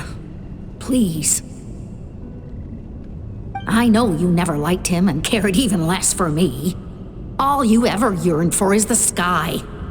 And your birth mother. But we'll still be waiting here for you if you do come back. This may be the last chance you'll get to see your father. So Puma's not T'Pol's real mom? Huh. Well, she did say he never called her mom, but Paimon assumed she was just venting. We know that T'Pol's father passed away quite recently, and this letter looks recent. By contrast, the writing in this notebook is old and faded. It looks like the real reason T'Pol didn't attend his father's funeral is because he'd long since passed away himself. If we ask ourselves why this letter was sent to the Flowerfeather clan, why T'Pol always yearned for the sky, and how he got his hands on a relic from the Cinder City, it all points to one answer. That's right. T'Pol was my child. He was born during my days as a wingless wanderer. His birth gave me new hope. I wanted to become the kind of mother who spent her days as a valiant rider, soaring the skies. Not an aimless, wingless nobody. But his father wanted to settle down, to give his child a safe, sheltered life in his tribe. We fought about it constantly, until the love we once had for each other was gone. He started a new family, with another traveler who was also looking to return home. And I went back to the Flowerfeather clan, alone. Allpa? I had no idea that despite being raised among the children of echoes, my child still harbored dreams of the skies. Can you imagine, Chasca? The joy and surprise I felt when he showed up at my door, asking to join the flying trials. Or how proud I was when he said he wanted to prove his own worth, rather than relying on my position as elder. And then the anguish that overcame me when he was rejected by the Qucusaurus and became wingless, just as I had after my injury. You've got a lot of nerve showing your face here. Don't take this the wrong way, Chasca. I'm not here for a fight. I just want to talk. Isn't that your preferred way to resolve things? I trust you've learned of T'Pol's wish on your way here. A world where the skies are for all of humanity to share. If only his dream can be realized, no one will ever have to lose their wings again. Our aerial prowess will be greater than ever before. War will never again come at such a great cost. The loss of Koichi is a tragedy that need never be repeated. So tell me, Chasca, do you really wish to see the phlogiston wings forever grounded and gathering dust? Nothing you've said excuses all the conflict you've caused. You mean the argument back at the tribe? It was a necessary measure. Sometimes this is the only way to accelerate the pace of progress.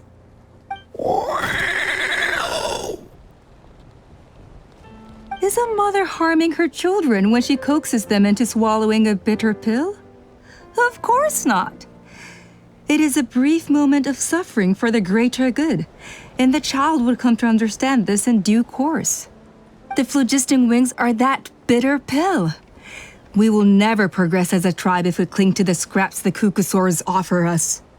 Once the people have embraced the phlogiston wings, they will never look back. Even if they learn how the refined phlogiston is sourced. They will convince themselves that the sacrifice of a few Qucusaurus is a small price to pay for our dominion over the skies. But this I had not anticipated. I barely had the chance to introduce the phlogiston wings to the tribe before you found this place. Your plan was hardly foolproof. Yet, it can still be salvaged. Chasca, traveler, You are the hope of humanity. I'm sure you have your doubts about my methods, but know that my love for humanity and for Natlan is genuine. You know me, Chasca. And you know that I've always treated everyone in the Flower Feather clan as my own children, as fellow humans. Surely you can understand my perspective. Allpa, Natlan doesn't belong to humans alone. And truthfully, neither do I.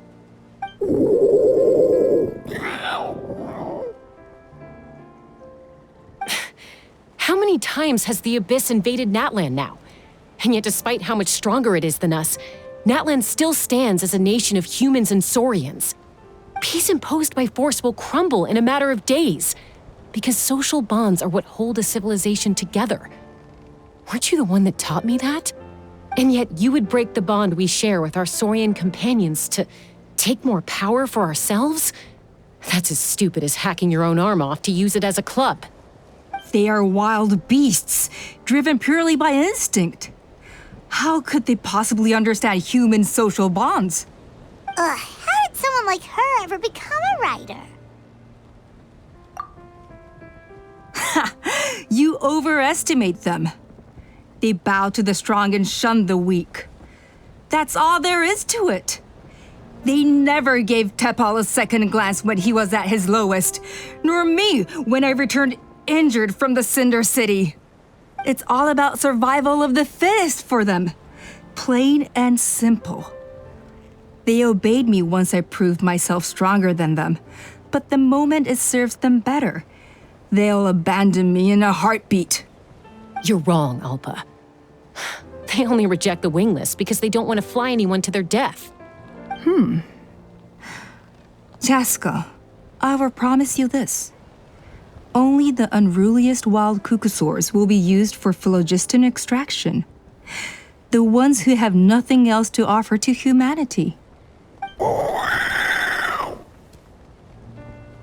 that's too bad, because I know a few unruly wild Qucusaurs who don't think that idea is gonna fly. Namely my mom, my sister, and me. And the others? To us, they're friends, family, even children. So if you want to put any of them in one of your cages, you're gonna have to go through us. Is that right? I knew you might be difficult to convince. Maybe this will change your mind.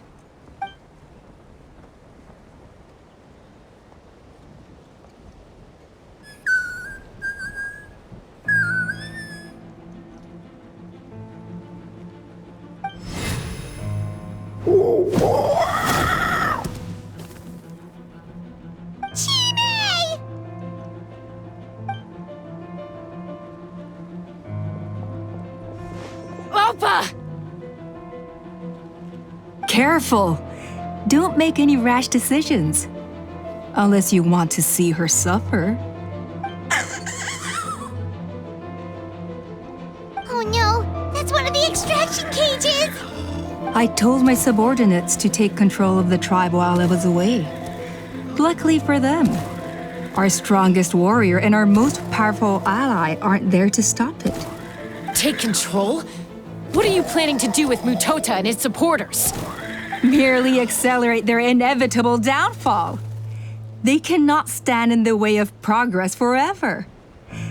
It is not the move I wish to make, but I'm afraid you and your friends force my hand. And since you insist on imposing me too, I have no choice but to keep you here until the dust has settled. So that's what you meant by I just want to talk. You never intended to negotiate. You just wanted to stall us. No, Chasca. I genuinely hoped I could win you over. You are the strongest warriors we have. Put down your weapons, and I promise you that no harm will come to this young Saurian. I just need you to stay here for the next couple of weeks or so, while my people consolidate their power. Then, I will give her back to you, and you'll be free to leave. As long as the majority supports our vision, even the Pyro Archon cannot meddle in our internal affairs. Your vision is deranged, and the Flower Feather Clan will never support it. You sure about that? Then wait here and see. Time will tell. What do we do? Even if the whole tribe fights back, Mutota's in grave danger! Stop delaying the inevitable! Drop your weapons and get into the cages, now! She's still holding Chime hostage. Is there really no other way?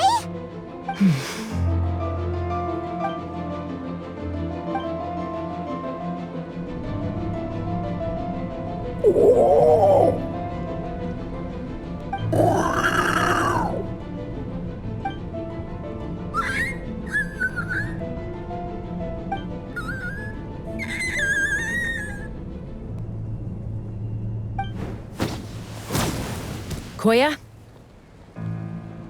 Huh? What are you yapping about? Stand down. Drop your weapons, now! This instant!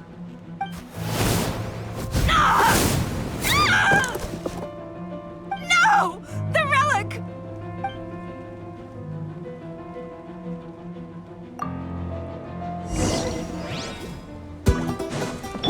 Look alive! Hi! Woohoo! Amazing! Let's run! Give up! Smashed us! What will it be? What's up with this relic? Open fire!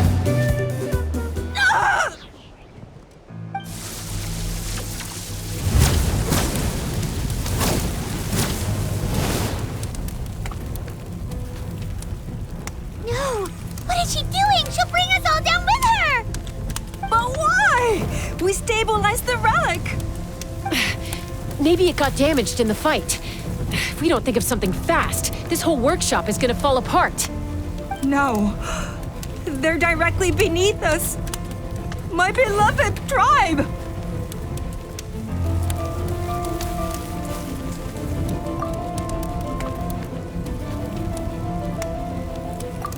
Okay,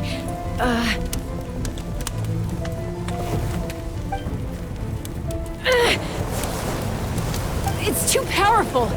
This ain't a toy like last time. I don't think I can just throw it aside. But we need to get it far away before it explodes. Then the tribe will be safe, and so will this workshop. Coya, remember when we were kids? Come on, let's take this thing high up into the sky. Don't worry, I know I can get rid of it before it explodes. We're talking some surface wounds at most. All I need is for you to catch me at the end, just like old times. I can't hold it back anymore. We have to go. Don't be insane! Allpa, what are you? You're a fool, Chasca! Why would you choose such a risky solution? We cannot entrust the safety of our tribe to this wild Saurian! I'm the fool.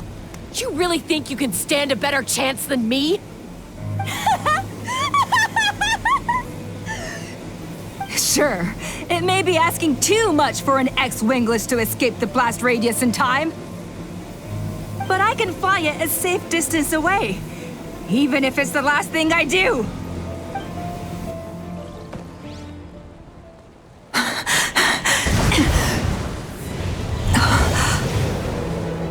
Here, this should be high enough to save the clan. What? You don't get to die a hero today.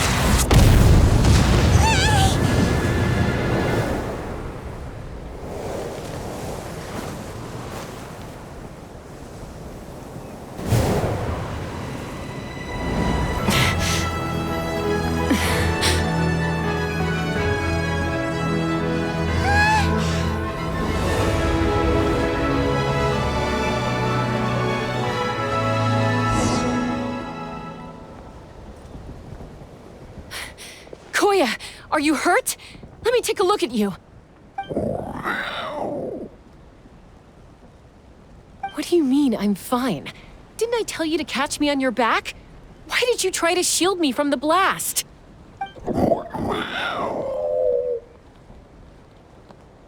Accident? Yeah, right.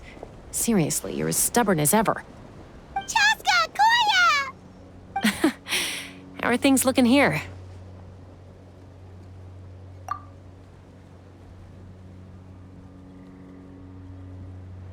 I think that's putting it mildly. I owe you one. Again.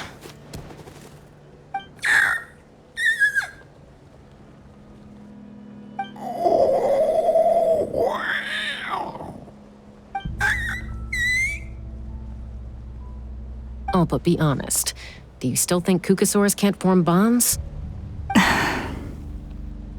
Mom, I'll figure out the refinement problem. I'll find a way. You don't need to worry about it.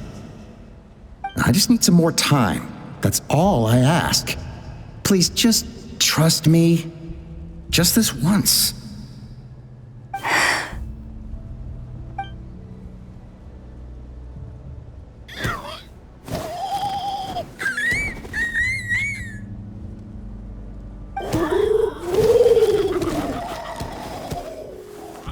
The Flower Feather clan yield to the strong. And it's up to the winners to define what strength means. So it looks like it's my turn to yield.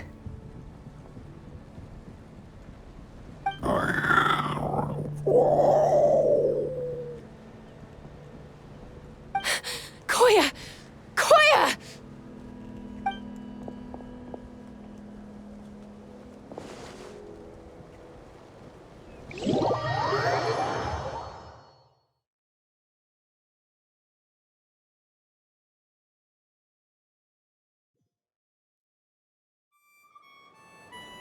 So, you're absolutely sure it's not because of the explosion? Yes, for the 10,000th time, I'm sure. The blast barely touched her. The reason she fainted was old injuries playing up, compounded by overexertion in recent days. The moment she finally relaxed, all the built-up stress finally caught up with her. And no wonder. Honestly, she's just like you.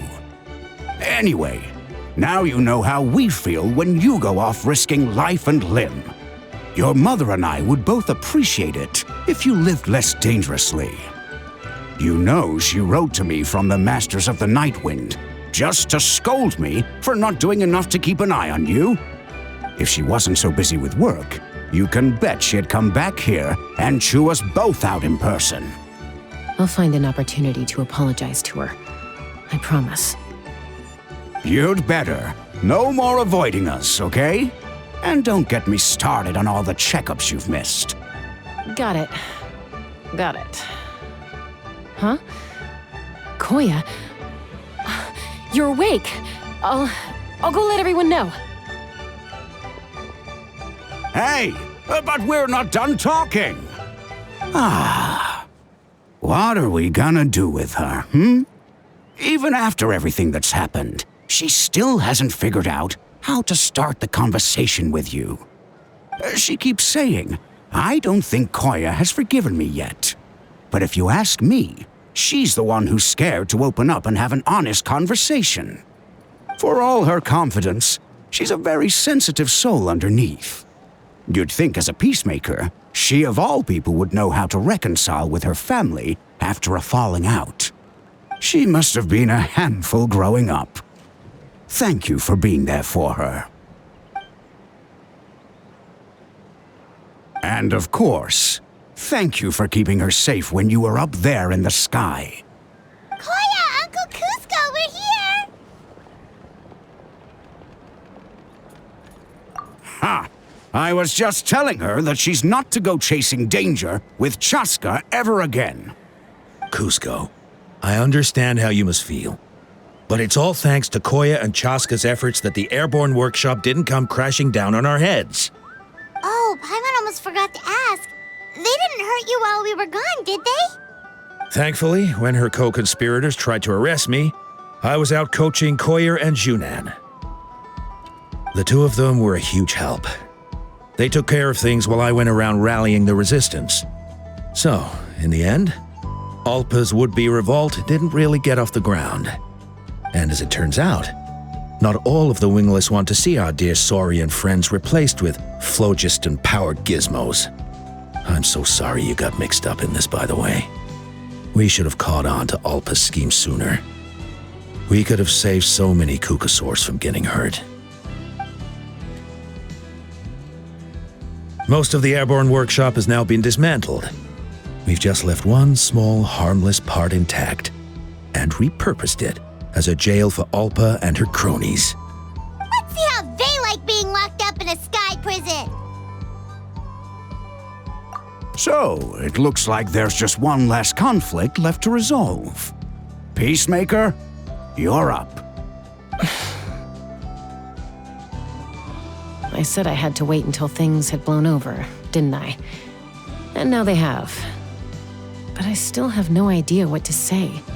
Coya, I just want to say, I'm sorry for how things went down back then.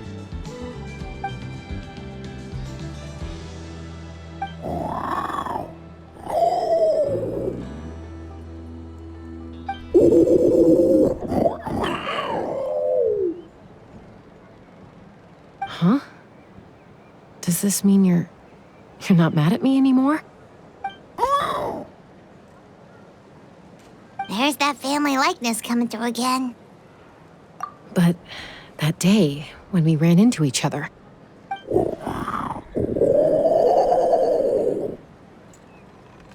Huh? So then, when did you finally make your peace with it?